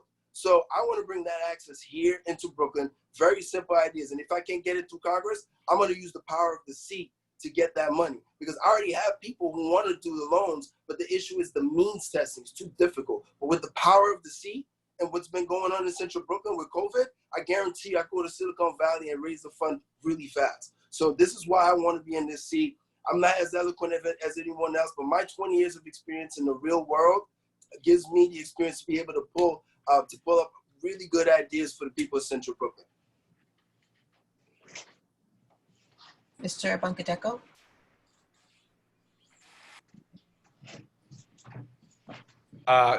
If there is something. We all answered. All of us answered. I think he went already. Yeah, I lost track. My apologies. Thank you. No, okay. All good. Okay. I go again. Yeah. So in looking at housing, Governor Cuomo has said that one of the things that the federal government can do to address the disparities exposed by COVID and now being highlighted by police reform protests is that the federal government can get back in the business of building new public housing. And so how would you fight to get the federal government to build new public housing? Is that for me? I'll go on that one. Okay, sure. I am proud to say I'm the only candidate here. The specific crux of what Governor Cuomo was talking about, Rona, is something on the books called the Faircloth Amendment. Go to my website, Isaiah for Congress, right now. One of the first things is repealing the Faircloth Amendment, which says that housing and urban development can't use any of the operating funds to build new public housing. It's the reason why the NYCHA buildings all across this city are crumbling, because our federal government isn't in the business of building public housing. So what happens? Developers get those contracts where they make 10% of those units, quote unquote, affordable at $2,700, $2,800 a month. So they price people out of their entire community. So we can repeal the Faircloth Amendment. That's number one. Number two, we can give NYCHA the $60 billion in back money that they are owed from the federal government, that our representative have been silent on for 14 years. Just now that an actual housing activist is running, she put out a plan, whatever her plan is called, that deals with AMI, but it's a windfall for developers. Another thing we can do is move AMI when it comes to renting in places like Central Brooklyn, that factor in Westchester and Rockland County and upstate New York, which drives the cost of rent for the average apartment in our district to $2,700. Brother Lucci, I hear you talking some good ideas. You're talking about people who own land, who are homeowners. Most of the people in this district are renters. We need national rent control. That's how we do these things. So we can't just look at homeowners, but we need to take care of renters as well. Can I, oh, is it my turn? Sure. I don't know whose turn is it. Go ahead, whose turn is it? Yes, please, Mr. Gale. Okay, thank you. I'd like to respond to Isaiah. Again, experience speaking, I've been building for the past 20 years. NYCHA, the reason why NYCHA has all these problems and why the lobbies look like they have been clean since the 70s is because NYCHA has 175,000 units in the system and a $3.5 billion budget, which means they're spending about $20,000 per unit per year for maintenance. You can find luxury apartment buildings in downtown Brooklyn that cost less than $20,000 a year to maintain. The reason for this is because we have all these contractors that are taking up all the money. You know, and in addition to that 60 billion that you're talking about, I want that 60 billion too. But I feel like unless we tie certain requirements to that money, the same thing's gonna happen. What I believe we need to do with that money coming down the NYCHA is we need to rework the ticketing system and establish a system where independent contractors, licensed GCs like myself have access to it, kind of like Uber for NYCHA. So anytime there's a call, one of the contractors will receive the call, go into NYCHA buildings and fix it because we're already licensed, so we know the trade, and most of the NYCHA buildings are built the same. So once you know one NYCHA building, you know them all. Real simple, pragmatic ideas, and I would tie these regulations to the money so that when it gets to the local level, they don't play any of these good old board games with the money where only certain contractors get the jobs. It needs to be an Uber-like system where they pick the contractors by random. So this is what I would do in order to provide more affordable housing in the NYCHA system. Thank you so much. Mr. Bunkadeko? It's exciting to be talking about housing. I mean, when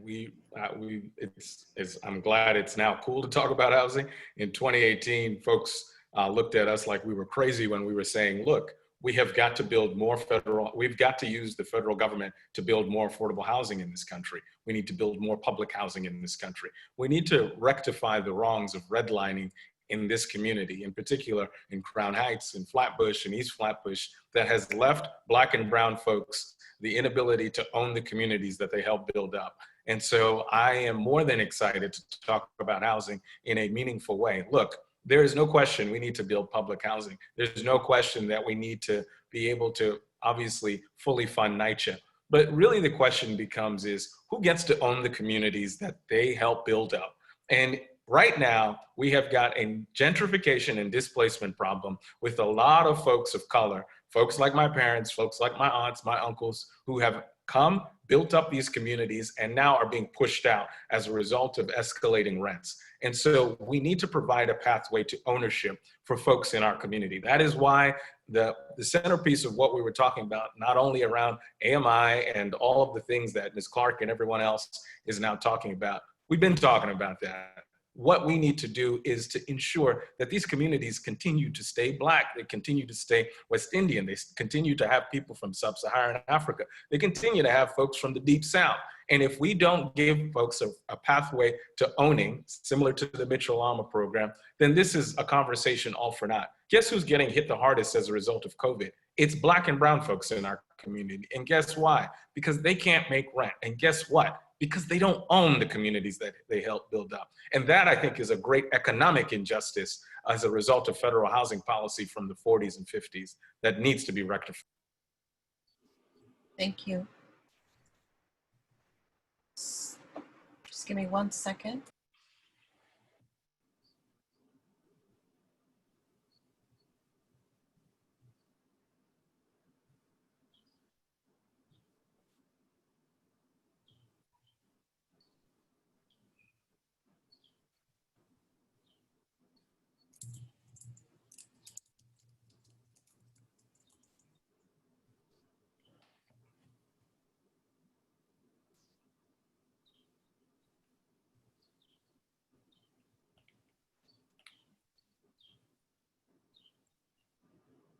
Oh, my apologies. I was muted. I was asking. So the question is, just sticking with housing, would you fight to oppose the RAD privatization of public housing that we're now seeing taking place in several Brooklyn developments? Mr. Bunkadeko, we could start with you. Absolutely. RAD is not the way forward. We need to have community-led folks making sure that they are governing the places that they live. I think London has a great model in which it is one tenant-led, and that they get to dictate the terms. They get to dictate how much money is invested into our communities. That, I think, is something that RAD does not do. RAD brings in a private developer. They get to call the shots. And then at a certain point, they get to, again, sort of a cooperative model. They get to own all of the upside. That's not how it should be. It should be that the people who help build up these communities, in particular, the Black and brown folks who have put up with a lot of crap in NYCHA. I mean, if you go to the Albany houses and knock on doors, people don't have roofs over their head. They got piss and feces coming down into their living room. They deserve to control their destiny, and they deserve more than what they've gotten. And so for me, RAD is not the solution. In fact, it's the problem. Thank you. Mr. James? I don't believe RAD is the solution either. And I'm glad Mr.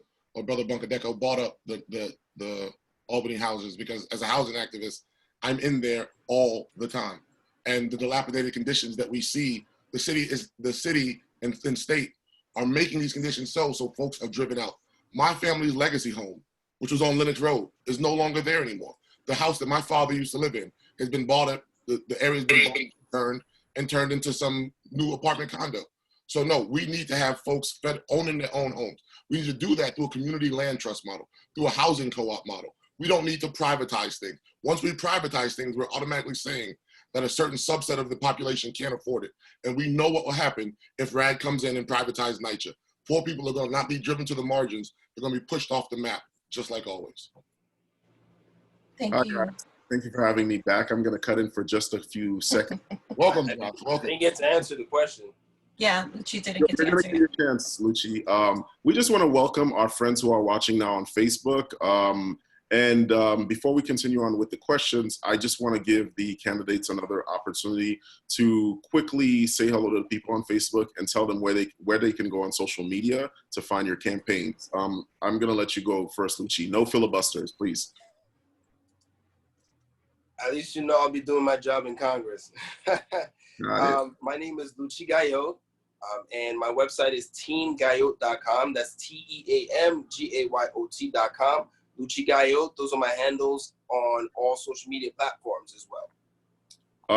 Candidate James. My name is Isaiah James, ISIAH, and all my social media is IsaiahForCongress.com is my website, and it's all the same social media: Facebook, Twitter, Instagram. And candidate Bunkadeco. Hi, you can go on our website, www.adem4congress.com. Our Twitter and Instagram handles are my name, ADEM, Bunkadeco, BUNKEDDEKO. Don't worry if you don't know how to spell it. It took me a while to learn how to spell it too, so I'm sure it'll come up on Google. Okay, excellent. So those of you who are watching on Facebook, thank you for joining us as well. This is being broadcast to the Shirley Chisholm Democratic Club Facebook page. Please give it a like and give it a follow and consider joining our club. I'm going to turn it back to Rona Taylor, who is the president of our club. I believe we were on the topic of housing. Yes. I'll repeat the question for Mr. Gayot. Just give me 1 second. So the question is, would you fight to oppose the RAD privatization of public housing that we are now seeing take place in several Brooklyn developments? Yes, as I stated earlier about the poverty industrial complex, this is the poverty industrial complex at its best, and I feel, especially at this point where we are now, the last thing we need to do is to put people who are already not in a position to be able to afford their property in the hands of private corporations. Because in the long run, what's going to end up happening, you're going to end up getting priced out. Maybe some will be able to stay so it could look good for the program, but overall, it's going to just lead more to more gentrification. It's going to lead more to more people that have been in the community for a really long time getting kicked out. And this is another reason why I keep speaking about, like Isaiah said, well, homeowners own land, but here's the thing: one lot could produce eight units. So right now, I've got 10 lots on my block. Let's say if we did all 10 lots, that'd be 80 units. So I feel we need more pragmatic ideas when we talk about affordable housing. Lucci, can you hear me for a second? sorry to cut you off. I just want to clarify. Did we explain that the RAD program is not about private private home ownership? It is a program in which you would bring in private property managers for NYCHA property, which is still public property. It's not about private home ownership. Maybe there's a confusion there. Understood. I was just adding into or adding on to what Isaiah mentioned about homeowners and it not benefiting people from the community. So what I was trying to say is it will also benefit people from the community because you'll be multiplying the amount of housing that you have on each block if you were to implement such a program. And back to the private managing of the NYCHA system, what I was trying to say in that respect is we have to be careful where we go with it because we don't want to create a situation where we end up pushing people out. People who have been there for a really long time, they end up getting pushed out because of the new type of management that they would have within the system.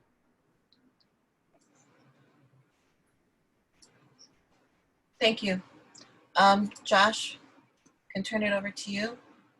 Okay. On the topic of housing, have we discussed the AMI already? Okay. Fair. So okay, let's get into federal housing. Are you guys for more government investment in federal housing? Yes or no question, no filibusters. Candidate James. Yes. Candidate Bunkadeko. Yes. Candidate Gayo. Yes. All right. Now, Candidate James, how do you envision that federal investment happening? Clarify the question. So you are for federal investments in affordable housing. What would be your plan in terms of how you make that investment? There we go. Thank you. So if folks go to my website, they'll see a very detailed housing plan. We have a very robust plan, and rightfully so. It was called the most progressive housing plan in the history of Congress. So it's a few steps. So one, as we know, Black and brown folks have been kept out of the avenues of home ownership. So we need a home loan program, just like us veterans get.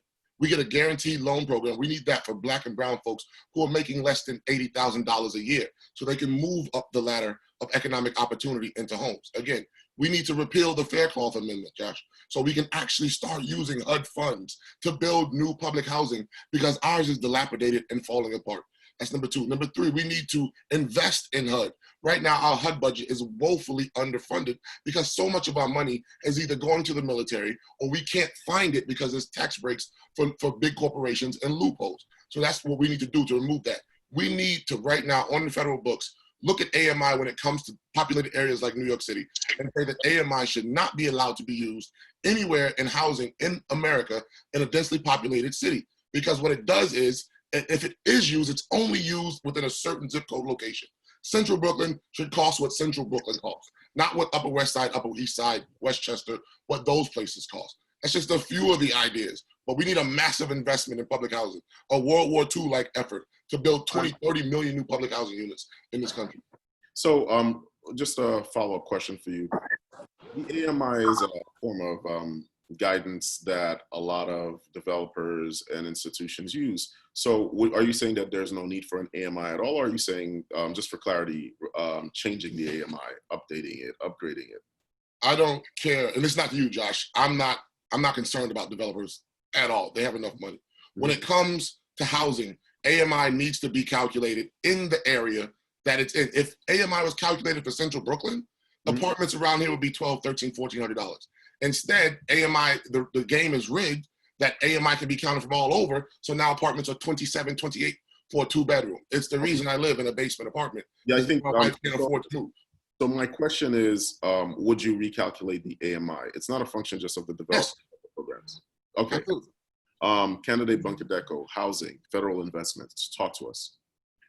Look, as I've said, I was talking about housing long before it became cool to talk about housing. And so I think, as I've mentioned, we need to make sure that we are rectifying the wrongs that federal housing policy from the 40s, 50s, and 60s put on Black and brown folks in our community. As I pointed out, there's a reason why folks in Flatbush and East Flatbush and Crown Heights, very few of us own. And so to me, really what we need to be talking about is how do we pour in all the investment possible to ensure that folks who look like us are able to own the communities that they help build up. So for me, AMI is actually, we can recalculate AMI to whatever. I mean, we spoke about this during the last campaign. I think the smartest way to go about it is through census tracts, which is even more concentrated than a zip code, because that's a more accurate reflection of folks who live in a particular geographic zone. But there's no point in talking about AMI if you're not actually talking about how are we going to build real housing in this community. We have a supply and demand issue. And if we do not obviously build more supply to allow for us to obviously answer the demand question, then we're just kind of pissing really into the wind. And so for me, the focus has to be that the federal government in the next stimulus package, when it talks about infrastructure, it needs to be about fully funding NYCHA and making sure that we are building a Mitchell Lama style program that allows for folks who make less than 100 grand, because even 100 grand in a lot of working class neighborhoods doesn't take you very far. We need to allow for those folks to not only be able to rent, but to own the communities that they've helped build up and now have become cool to everybody else. So follow-up question for you. Given the level of density and the resistance to density in various parts of the districts that you hope to represent, do you foresee a lot of that home development, affordable housing development, home ownership being, even if it's Mitchell-Lama, do you see it as being more a family home on a plot, or do you see it as being more co-ops and more building developments?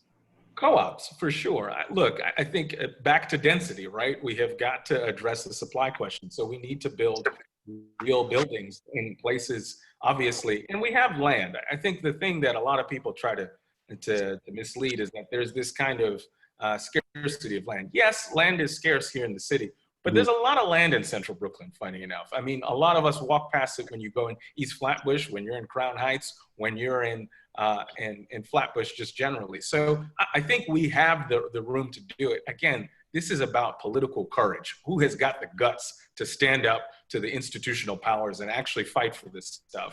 And that's why we've been in this race. That's why we ran in 2018. And that's what we're going to bring to Washington after June 23rd. Thank you. Lucci, housing. Yes, with housing, again, this is where experience is going to speak. Like I said before, I'm a licensed New York City contractor. I've been in the construction business for over 20 years. And what I've noticed is that we do not have the land. And this is the reason why I want to utilize the land that we already own in our communities to convert into these buildings.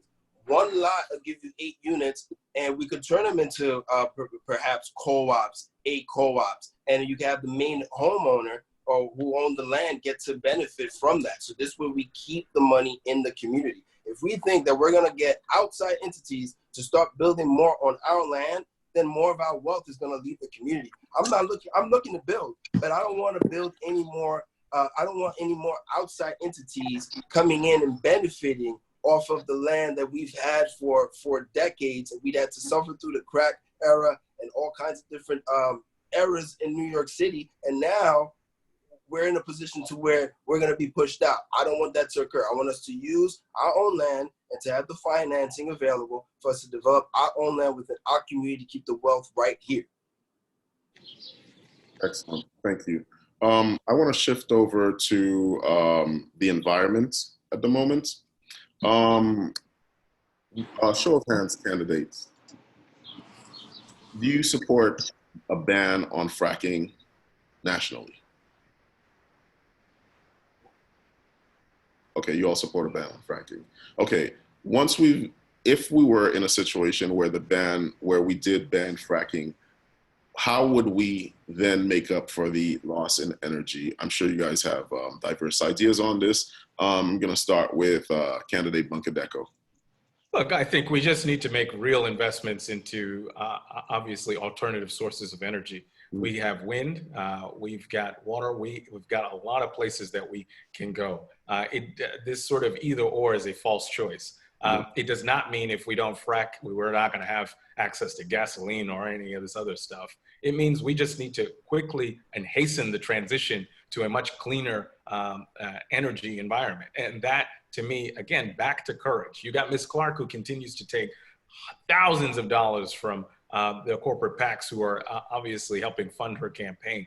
That's not the courage that we're going to get in Washington to stand up and fight for clean energy, especially in central Brooklyn. As I pointed out, we have got some of the highest asthma rates in the city in central Brooklyn, in Flatbush, in Crown Heights, and the like.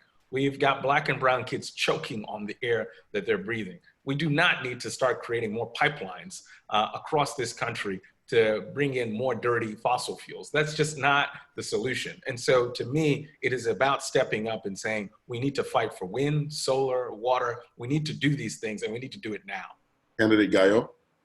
Yes, again, as a builder, I've installed solar systems, solar power systems in homes. You need your solar panels, your inverters, you need your grid ties. So I understand the system very well. I've calculated that in certain parts of this country, it'll cost about $10,000 per home to energize. So what I want to do is implement another bond, which would be our Green New Deal bond or what have you.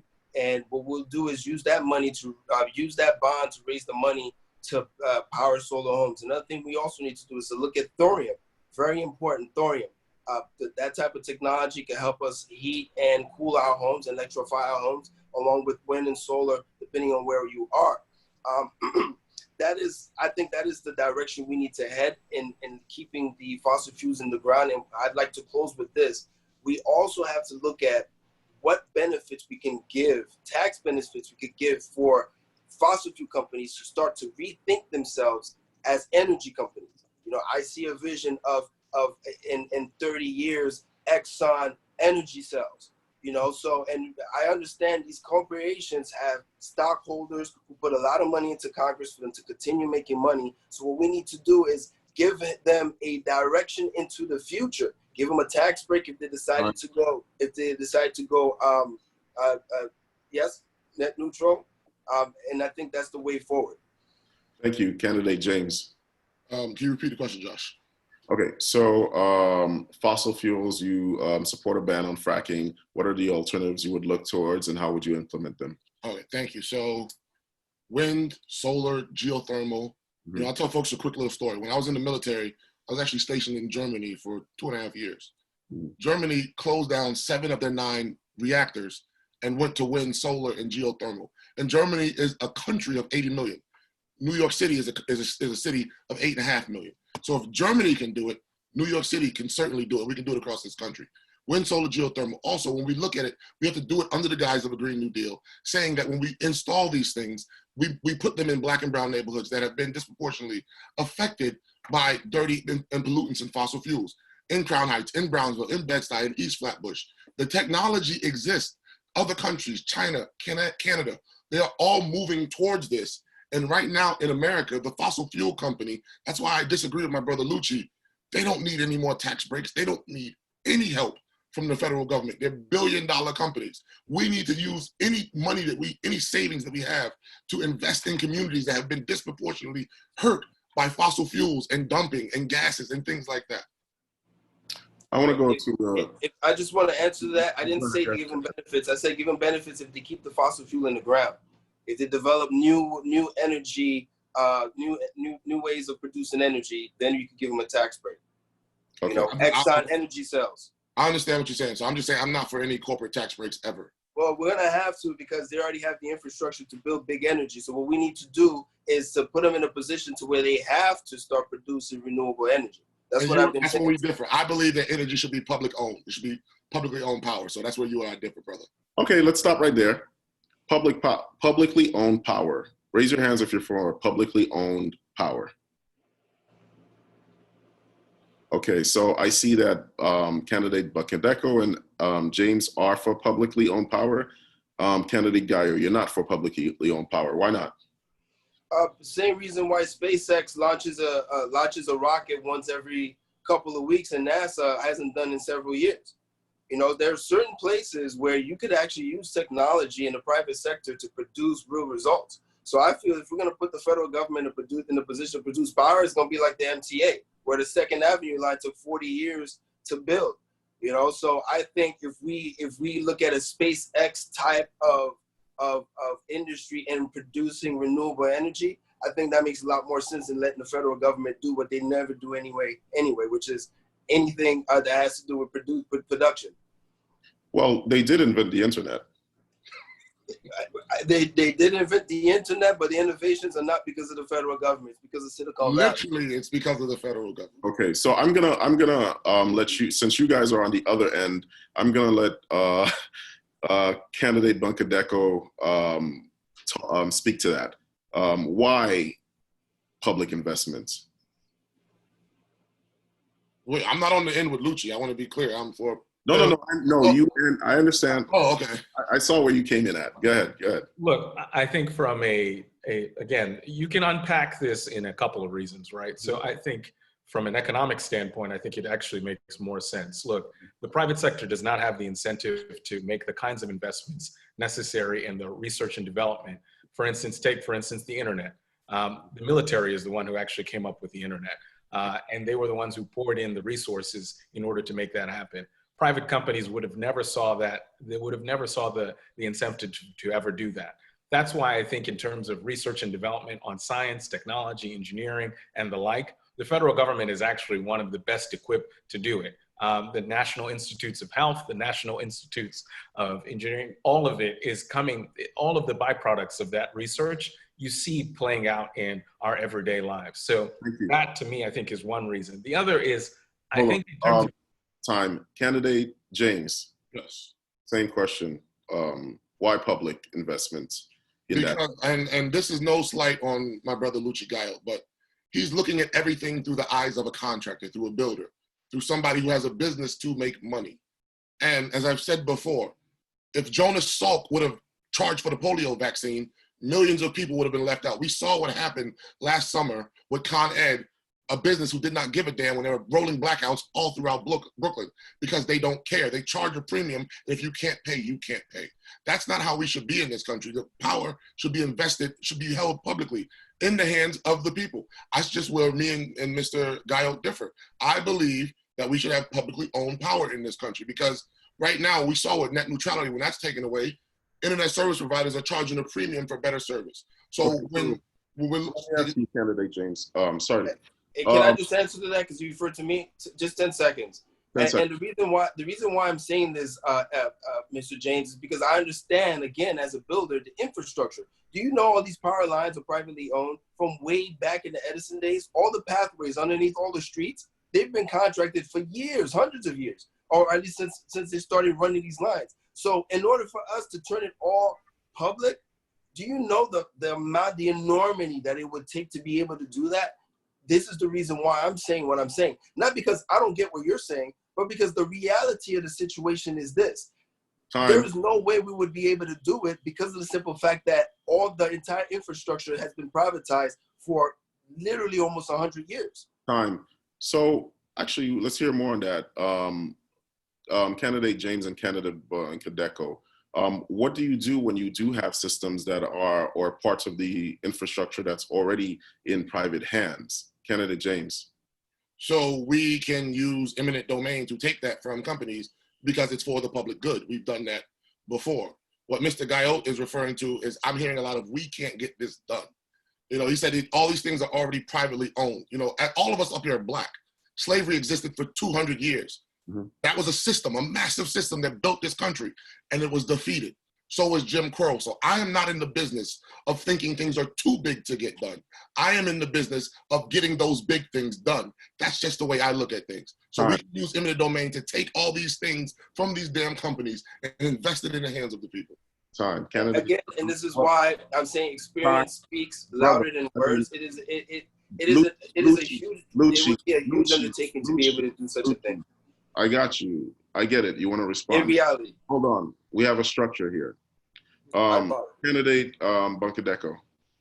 Look, I think either the government takes over a particular entity or it can start it from scratch. Again, I think the question becomes is, what is the public good, and does the public good outweigh the costs? And I think in this instance, when we think about broadband, when we think about public utilities, we've got a number of public utilities all across the country.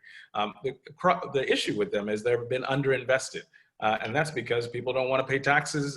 The rich don't want to pay their fair share to contribute to them. And so I think it really demands, again, the will and the courage to be able to, again, do these sorts of things. But that takes a lot of work. And for me, that's the work that we want to do in Washington. Thank you. Time. Okay, we're going to go switch it up a little bit. As I said at the beginning of the program, you each would have an opportunity to ask the other candidates a question. So I'm going to start with Lucci. You get to first ask candidate James a question, and then candidate Bunkadeko a question. And I still control the rebuttal, etc. Go ahead. Okay. Candidate James. Candidate James. No, you. I don't. We can. Yeah, candidate James. You're still muted. I'm sorry. Is this a yes or no, or just an answer back? No, you can answer back. You get to answer back. Go ahead, Lucci. Oh, okay. I'm sorry. I thought it was candidate James. Yeah. So, candidate James, what I'd like to ask you is this: what is it that you plan to do to finance all of these beautiful plans that you have? And give me concrete answers. Like concretely, how do you plan to finance it realistically to get it through Congress? Thank you for the question, brother. So I'll give you a real quick down and dirty. Right now, we can raise the federal tax amount percentage that companies pay in federal income tax from 27 to 50%. Any company that's $1 billion company pays those taxes. That's number one. Number two, I talked about my bringing all that, repatriating all that money from companies, the trillions of dollars sitting overseas. That's number two. Number three, we cut our military budget by $200 billion every year. In 5 years, that's $1 trillion more for the infrastructure that we're talking about. That's number three. And number four, we make the damn rich and wealthy pay their fair share.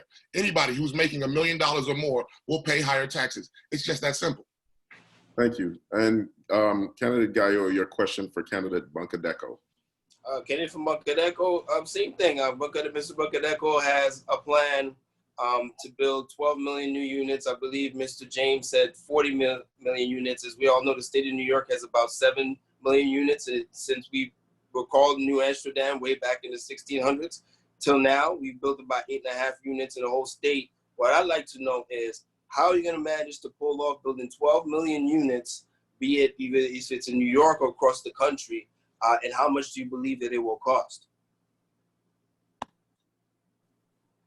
You're muted. Oh, look, I think the number of units you're talking about is nationwide.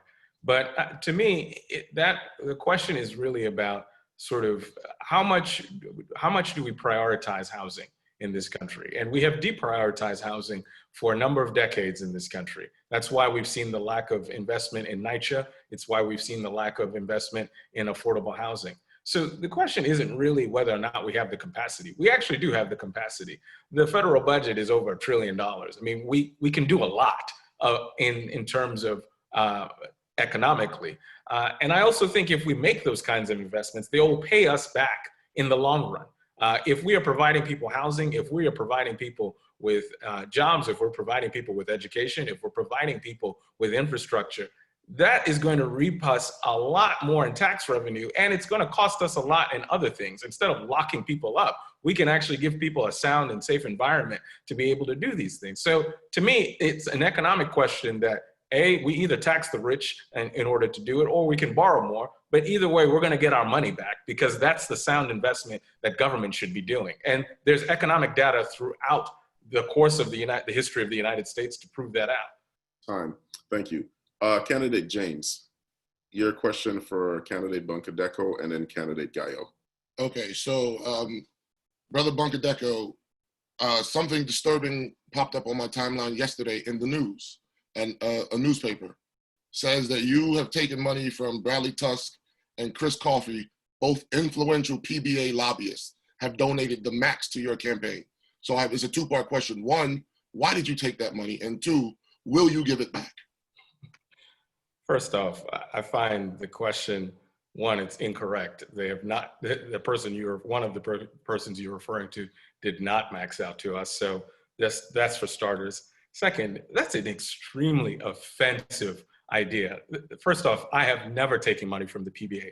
The PBA is already endorsed. I never said that, brother. I said, let me finish? Can you let me finish? Can you let me finish? I never said. Can you let me finish? I let you ask your question. Let me finish. I said PBA lobbyist. Let me finish. You asked your question. Can I finish? All right, Thank you.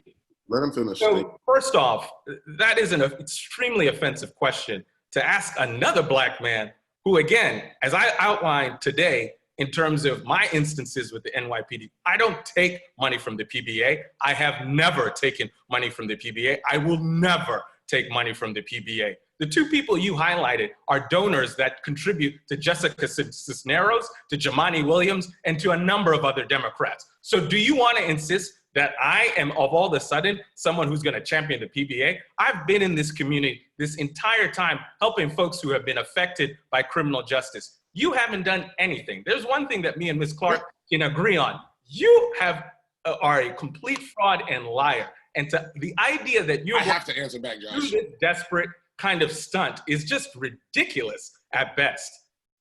Thank you. Wow. Okay. I'm a complete fraud and liar. Hold on.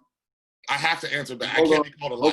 Hold on. Let me bring the piece It's just first. a lie. It's just Hold on, gentlemen. Let me bring the piece. totally first. ridiculous. Absolutely. We're gonna get back Absolutely. into it, gentlemen. We're gonna get back into it. Like, totally Before desperate. we get back into it, Like, what is your question for candidate Gallo? Simple question. Lucci, where's the poster behind? No, seriously. Why did you run as a Republican last time? Like, it's not finished. Like, we knew what Donald Trump was espousing last time. Why would you accept the Republican ticket? And what made you turn into a Democrat now? Yeah, I tell you, there was an article about with the brand new Congress where they showed that they were running progressives underneath both party lines. And it gave me the idea because I already knew in Brooklyn how difficult it is just to get on the Democrat line, especially in that year, because no one has ever challenged Clark on that line that year. Like, you're literally putting your life in danger if you challenge her on that line. Adam, you know what I'm talking about, man. Okay, you know what I'm talking about. All right, so I wanted to give her pain, so I ran under that GOP line to give me the opportunity. And I thought in that year, when I read that the brand new Congress was endorsing candidates under the GOP line, I was like, okay, great. That means, you know, it's open season. Let's go in there. Let's get on the ballot and let's make our point. You know, and even this year, as you know, Isaiah, our brand new Congress, who's also endorsed you, has endorsed six Republicans for the House and 3 Republicans for the Senate, for the same reason why I ran: ballot access and to give the incumbent pain. Okay, pause for a second. Okay, now let's get back into it, gentlemen. Yes. So, I would like to respond to Brother Bunker. I know what you want to do, sir. I got you.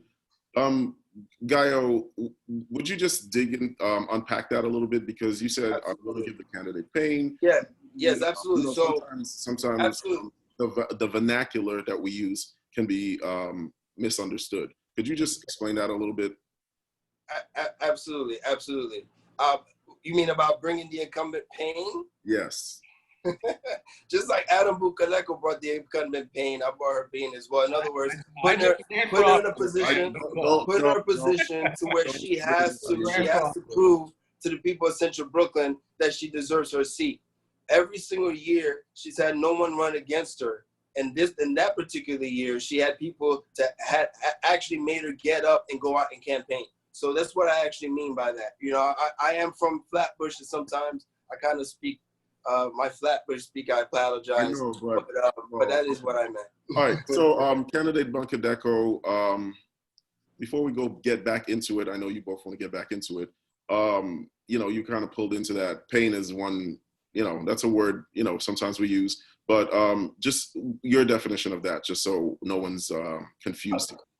As I've said before, as I've continued to tell folks, like, no one gets a free pass. I mean, no one gets a free pass. I know all of us grew up with the Clarks and know them. It's hard not to if you are the child of Black immigrants in this city. But Ms. Clark was not doing the job, and everybody needs to be held accountable. To me, that is about breaking these machines that prop up people who are not interested in doing the job. And so the idea that of all of a sudden we should now say, oh, things are better, they're not better. Guys, take a look around you. I mean, we have got a status quo that has put us, there are Black and brown people who have yet to bury their dead in East Flatbush and in Flatbush from COVID. We have got violence to Black bodies all across this city. To me, we have to stand up and fight back and make sure that we have the kind of leadership that we deserve. And that's why I ran. And so I commend Lucci for also trying to do the same, because there should be no one elected who holds the public trust who gets a free pass. That's just not, that should not be our politics. Time. Okay, candidate James and candidate Kadeko. Yes, sir. All right, let's bring some clarity to what was said earlier, as respectfully as we can, amongst brothers, as respectfully as we can. What's your... So, there's two things. 30 seconds. Yes, so as I said, I never said you took money from the PBA, Adam. I said you took money from Bradley Tusk and Chris Coffey, influential PBA lobbyists. Folks can look that up. It's in the paper today, number one. Number two, while you were at Lazard, I was in Iraq. While you were doing financial stuff, don't roll your eyes at people who would actually die for this country.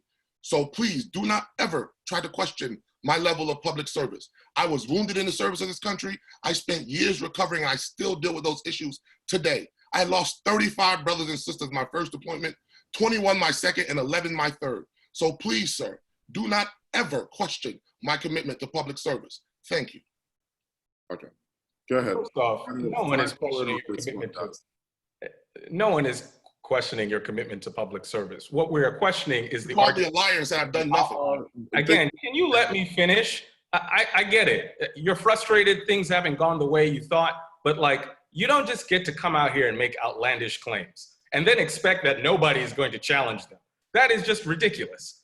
Like, look, if you want to make your case about why you should be the best representative, then make your case. But don't come here and start making stunts. Like, that's a stunt. That is a complete stunt.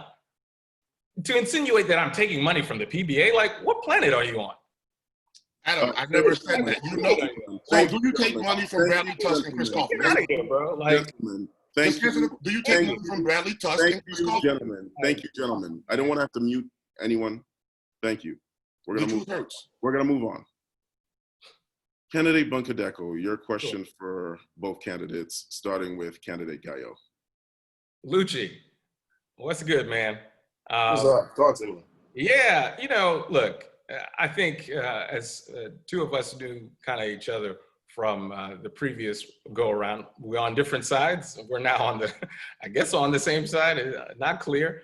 But I think my question for you is kind of sort of why Congress, why the impact that you think that this needs to happen, and to me, kind of, why do you think your experience as a contractor is going to be the kind of experience that is necessary to kind of move the ball forward in the House? Thank you, Adam. That's a great question. I'll start with why Congress. Well, why Congress is I've been on Yvette Clarke's tail since the shelter got built over on Tilden. I think you know the one I'm talking about, on the other side of Walt Whitman. And in that year, when they were about to build the shelter, the whole argument that they had was that the developer could do whatever they want with the land. And our argument was that, well, okay, if the developer could do whatever they want with the land, why can't it be affordable or low-income housing? You know, well, fast forward 15 years, if you look at that same shelter, for the amount of money that it costs per unit to house a homeless person, you could have built several city blocks of affordable housing in our community. So fast forward again, but this is when she was in city council. Now we're talking about Congress. The other day, Yvette was speaking about how, well, when she first got to Congress, it was because George Bush was president, and then it was because, well, Barack Obama, but even though they had the House and Senate, but, you know, she just couldn't get anything through. Then it was the Tea Party, and now the bottom line is this: she is not using the power of her seat in order to bring resources back into the community. For me, like I was saying about building these properties in Brooklyn, I really mean this because I know how to get it done. You know, and the thing is, as a builder, what a lot of people don't understand is, in order for you to be licensed, you have to also understand electrical, which puts you into infrastructure. You have to be EPA certified in order to dispose certain type of toxic waste. You have to be OSHA certified. I'm also part of Local 253 Carpenters Union, which puts me into collective bargaining. I've owned 2 small business storefronts. I've employed hundreds of people, paid workman's comp, small business of storefront rent. So I've experienced so much just within the economy, within our community. I've even built buildings to put people in affordable housing. I've done so much that my knowledge, my internal knowledge, puts me in a position to where when I'm in Washington, D.C. and I look at a piece of legislation, I'll be like, oh, there's nothing in there for the people of Central Flatbush. The person who owns the corner store near me is not included in this bill because he's a sole proprietor.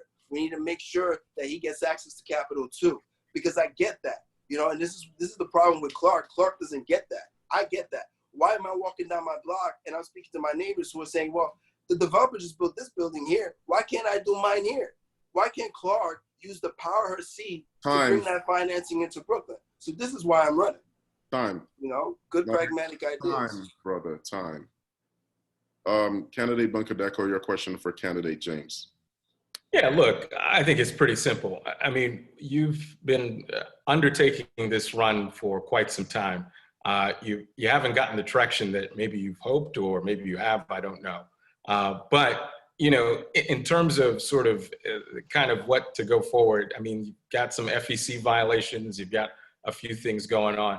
Sort of, as we talk about the community and sort of moving the ball forward, we saw what Andam did in the race with Bowman. Kind of how do you think about sort of the way forward in terms of just saying, hey, like maybe I'm not the person, or maybe I'm not the vehicle. What would be the path forward, or is this going to continue? So one, I am absolutely unclear of what FEC violations you're talking about. I don't have any FEC violations, number one. Number two, the pathway forward, brother, is that we win on June 23rd. If I believe that there were those in this race who had the community's best interests at heart, who do not take money from charter schools, Wall Street, corporations, or anything like that, then we might have a different conversation. I'm answering your question. I just asked you, would you give back the money from these two individuals? And you would not answer me. I'm asking you, would you give back every dollar from Joel Klein and the rest of them? You will not answer me. So I have to assume and conclude that even running, you don't value me. I'm asking you, if I dropped out tomorrow, I would be your constituent. And you are lying to me. And I don't take that lightly. So I don't know about you, Mr. Gallo, Yvette Clark. I am the only true progressive in this race. And again, brother, folks can go type in your name and Google you and see that I'm not making this up. It was printed in the newspaper. Thank you. Thank you. Time. I have to answer if you don't mind. Gentlemen, hold on. I was mentioned. There's a structure to this. Come on. Candidate Bunkadeko, 30 seconds. So first off, we don't take money from corporate PACs. We don't take money from big real estate developers. We don't take money from fossil fuel executives. We don't take money from a ton of folks. I've signed pledges attesting to that. Out of all of the campaigns combined, I've got the most grassroots support of all of the campaigns combined, literally. So the idea that I'm taking money from corporations, again, back to lying, that's a lie. That's not true. So to me, what I think is, a bit appalling and a bit offensive is this idea that for you're the true progressive. Bernie Sanders, Elizabeth Warren, they had support. They also had money. That you not having money or you not having support doesn't make you a true progressive. It makes you a failed candidate. And so to me, the idea that you're going to insult me because we've been able to build the kind of campaign that is actually going to win and bring about change, I think is, again, offensive and actually detracts from the community. Time. Thank you. Okay, so I'm going to have a question. I'd like to respond because Mr. Isaiah mentioned my name. Let Lucci respond, please. Go ahead, Lucci. Yeah, because Mr. Isaiah is trying to, he is trying to make it seem as if Mr. Bunkadeko and I are collecting. Not you, brother. I never said you. Come on, James, please. Are collecting corporate funds. But what I would like everyone on the stage to agree on moving forward is not to accept money from these donor pools. Because I could easily call one of my friends on Wall Street who has 100 people who works in his office and tell each one of his workers to give me $100 and then I'll hook him up when I get into Congress. This is how donor pools work. You know, so I'd like for everyone to promise that they won't take money from donor pools, because that's how they give the appearance of being grassroots. You give the appearance of being grassroots when you get these huge donor pools of people who have a lot of money giving you money. And so, yes, it's not from a corporate interest, but in a sense, you're still tied to someone who puts you in touch with that donor pool. And that's why someone who's giving money to other legislators has also given money to other candidates. Gentlemen, let me remind you. Make that clear. Gentlemen, let me remind you that at the beginning of this forum, we talked about what the ground rules are. You guys aspire to be lawmakers. Please don't be lawbreakers on the forum. Thank you. each candidate, just give me a number. How much have you raised up to this date? Candidate Gallo. Right now I'm at about 13,000. Thank you. Raised and spent. Raised and spent. So how much do you have cash on hand?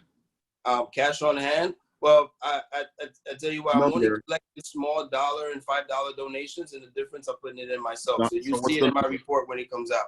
I'm not Okay. taking more. I'm not taking big donations from anyone. I'm just Okay. showing my support That's by fine. the Thank you. number of people who give me money. Thank you. Thank you. Candidate James, up to this point, how much have you raised? $31,773. Average contribution, $21.13. Thank you. Candidate Nkadeco, how much have you raised thus far? Over 400, and cash on hand will be 6 figures. The report will come out, I think, at some point later in the week. Okay. So respectfully, gentlemen, I'm going to work this backwards. Over $400,000, candidate Nkadeco, do you believe that you have a realistic amount of resources to achieve success in this race?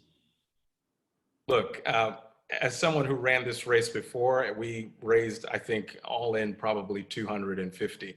And so we have gone way over that. And this is a big district. It is not a city council seat. It's not a state assembly seat.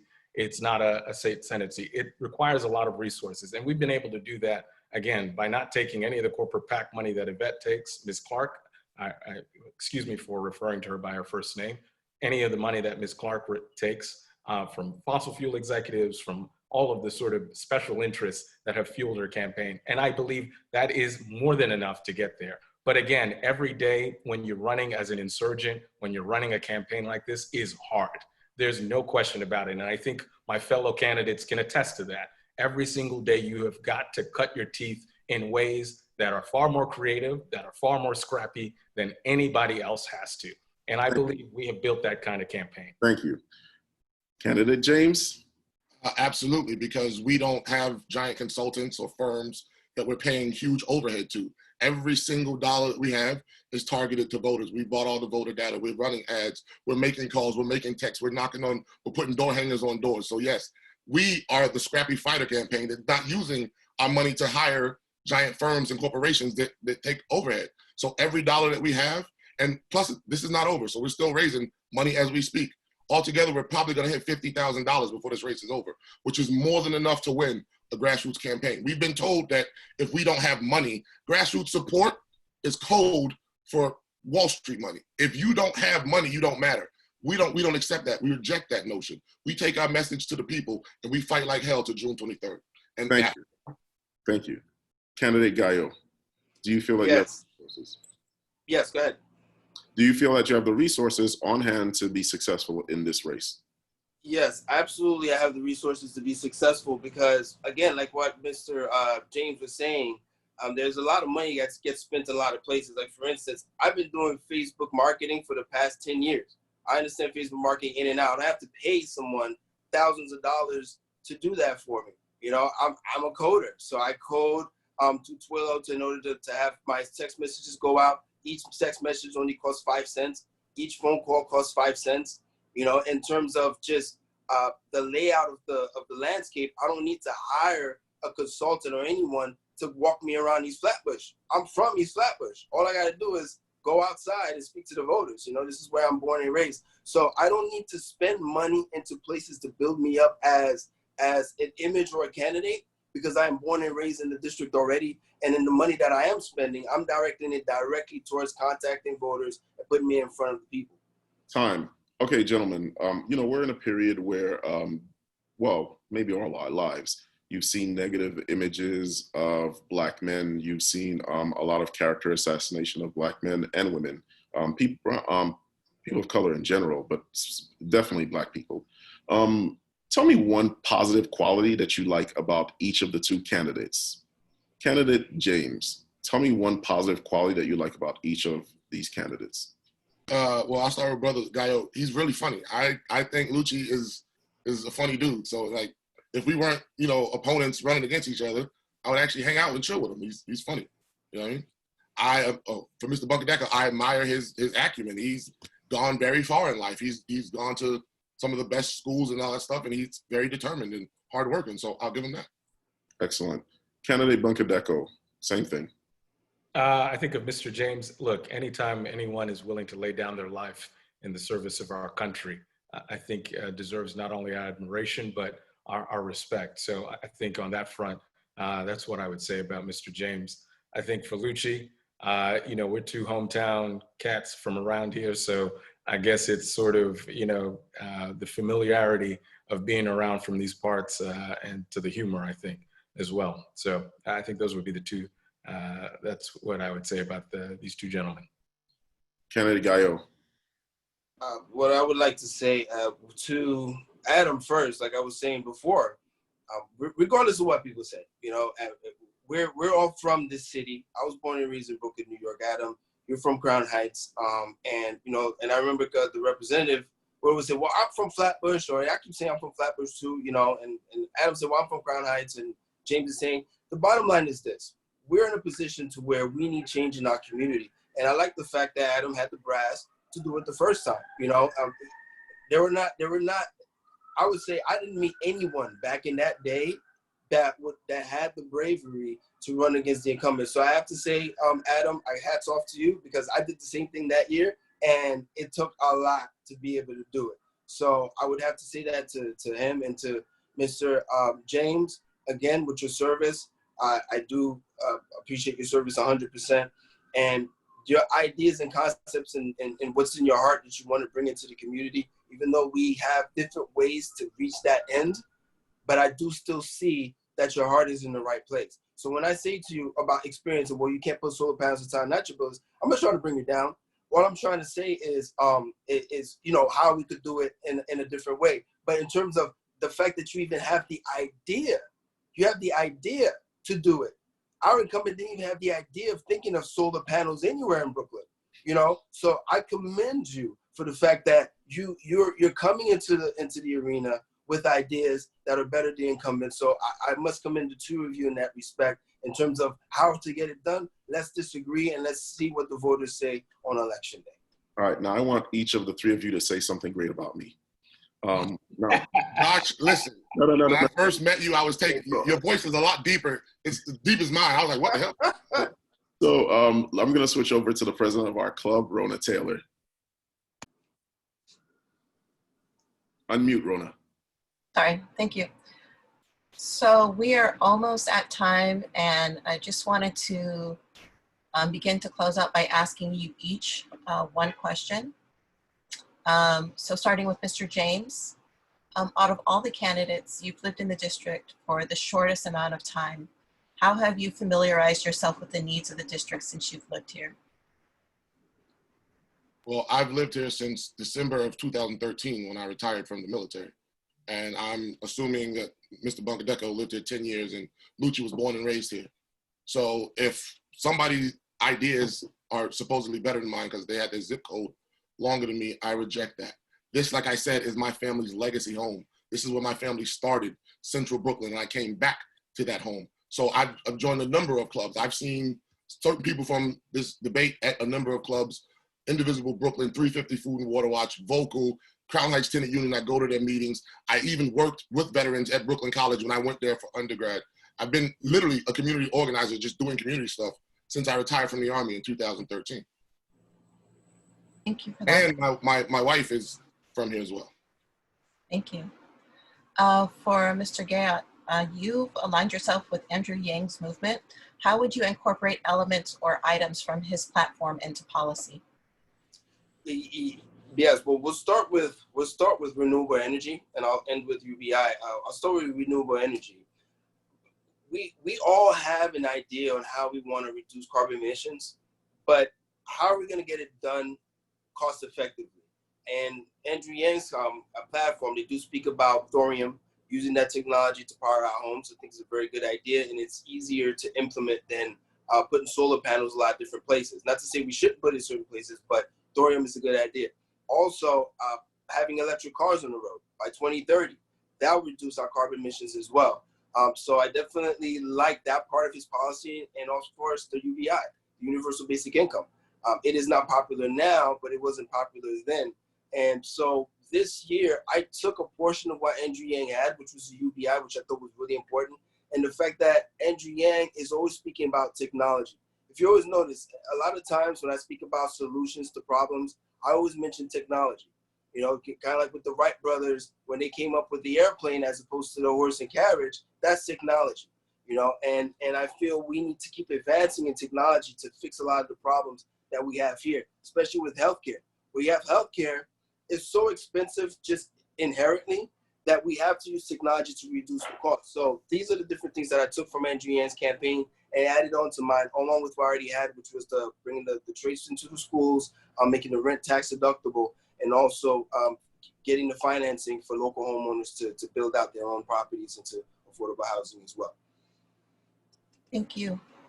Mr. Bonkadenko, you've had the opportunity to obtain an Ivy League education, and I would imagine that that's something that many parents would love for their children as well.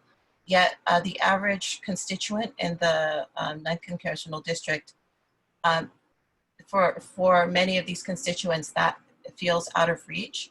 And so in what ways can they relate to your background? And if not, what will you do to help bridge that gap?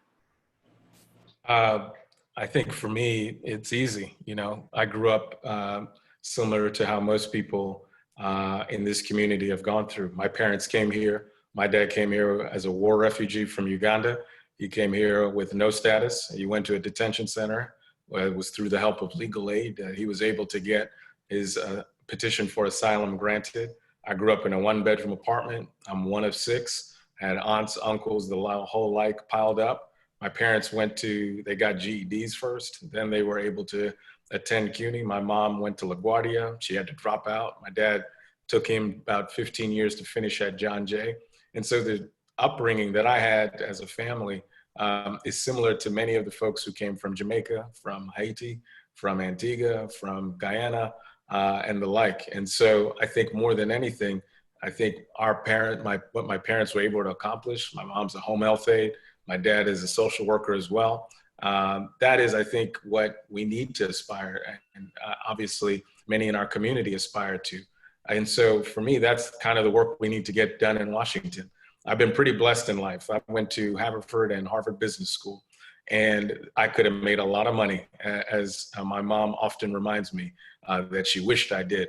But I chose to help folks who came up just like me in this community, whether I was working at the Bed-Stuy Restoration Corporation, helping single moms keep their kids out of trouble, or working at Brooklyn Community Services, helping folks who were formerly incarcerated try to find their way back into society. I've dedicated my life to public service in ways that I think, we hope that our children across this community do. Not just to simply leave and go to an Ivy League school, but to come back and come home and do a lot of the work we need to do, because there's a lot of uplifting that we have yet to be done in this community. And I want to take part in that. And so that's why I never forgot about this place. Thank you. Well, we are at time. I just wanted to thank you all for coming to be with us this evening and to share all of your positions with people so that they can go to the polls and make an informed decision on June 23rd. And so we just wanted to close out by asking everyone to end with their closing statements. So starting with Mr. James. And I want to stress 1 minute. Go ahead. We can go? Yes, please. So again, thank you, Rona. Thank you, Josh. Thank you to the Shirley Children Democratic Club for having us here for this robust debate. If you have sit here, if you've lived as a person of color, as a working person, as a poor person in America, then you know the passion and the fire and the fight in my voice and in this campaign. It was brought up that we don't have the most money, as if we should have to pay for your vote. No, I reject that notion. We don't have the most money, but we have the people behind us, and we'll always have the people behind us. If you believe that now is the time we can have truly affordable housing, we can have free college, we can have universal single-payer healthcare, if we can defund the damn police and start funding our schools, then on June 23rd, when you get that ballot or you go vote, vote for Isaiah James, because this is the time that we can make meaningful change for Central Brooklyn and for this country. So again, I thank you for your time, and I am asking for your vote. Thank you. Thank you. Mr. Gayot? Thank you, everyone. Thank you for inviting me, Josh, and thank you for inviting me, Rona, for this forum. And what I would like to say in closing to everyone is, again, yes, I am born and raised in East Flatbush. That is true. But what I think is important here is that I've seen the from and the to. You know, I've seen what we've gone through with the foreclosures. I've seen what we've gone through with the crack era. I've seen what we've gone through with all these different things. And now with gentrification coming in, they're not only just gentrifying our housing, but they're also gentrifying our politics. And what I feel like is that we need to put ourselves in a position to where we keep the wealth within our community, with the trades in the schools. This way you give every student a safety net right in their high school diploma. That's very important, not just in construction skills, also in robotics, also in AI. Remember I said, I went to Miami-Dade College, I went to ITT Tech, and also went to Penn State University and studied political science. So I am educated as well. I'm not just a contractor. I am a contractor now because I took woodshop in high school and fell back on that to build myself a career as an independent contractor who was also for a local 253 Carpenters Union, a union guy. I also hire union people. So I just want to make that clear. And this is the reason why I like to emphasize on things that we could get done now. We could get the trades in the schools now. We could get rent to be tax deductible now, and we could get the financing for people in Central Brooklyn to start developing their own land now. So, and I also want healthcare. I also want UBI, along with a lot of other things. But I want the people of Central Brooklyn to know the minute I get in that seat, even before I'm in Congress, I can get things done with just the power of the seat. Not even needing to get anything through Congress. I get it done with the power of the seat. So this is the reason why I'm asking for the people in Central Brooklyn to support me on June 23rd and give me your vote. Thank you. Oh, I think, is it me next? Yes. Okay. Look, I want to thank Rona and Josh for obviously moderating this discussion. I also want to thank Mr. James and Mr. Gayot for taking the time to also engage in a spirited conversation about how we move the ball forward in our community. It's very simple. It's the fundamental premise of why we ran the first time, why we're running now, is that we have got a lot that we've been falling behind on. You have to ask yourself, for those watching, in the 12 years that Ms. Clark has been in office, are we better off on housing? Are we better off on education? Are we better off on criminal justice? Are we better off on all the key important issues that affect working class Black folks all across this district? And the answer is very plain to see. It's no. And we need to go in a bold and more transformative direction than the one we have set out. That's why I've run. That's why we've run again. That's why we have offered ideas on housing, on education, on criminal justice, and the like. But more importantly, the difference that is going to be why we are impactful in Congress is that I'm going to work my ass off, just like my parents worked their ass off for me, just like everyone in this community works their tail off for their family, and to ensure that they have got a roof over their head, food on the table, and that their children are going to live out their better version of the American dream. Look, as Rona pointed out in the previous question, I've been blessed in life, even though I come from a very modest beginning. But I want to make sure that everybody has a shot at doing that. It's not enough to just climb the ladder and pull the ladder up from behind us. And that's what I feel like a lot of folks in our community have done. And that has to end if we're going to solve the issues on policing in our country, on housing, and how we get out of this crisis. So I'm not only asking for your support, I'm not only asking for your vote, because on June 23rd, that's when the real work begins. We have got a lot to do, and I hope you'll be there with us together. Thank you all again. Rona. Rona. Rona, Sorry. Yes, sorry. Thank you. I just, again, wanted to thank all of our candidates for joining us. I wanted to remind people that if they're interested in joining the club, they can go to our website, which is www.scdcbrooklyn.com, and you can join there. And then I just wanted to turn it over to Josh to say the final word. Thank you, guys. Thank you, gentlemen, for taking the time to speak to the community on these various issues. I know it's campaigning is not easy. I thank you all for your participation. Thank you for bringing your ideas, civility.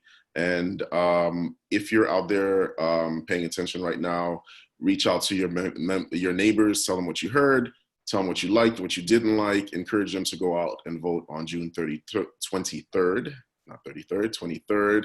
I encourage you all to vote via absentee if you've had the opportunity to apply for a ballot. Stay home if you don't need to be out there.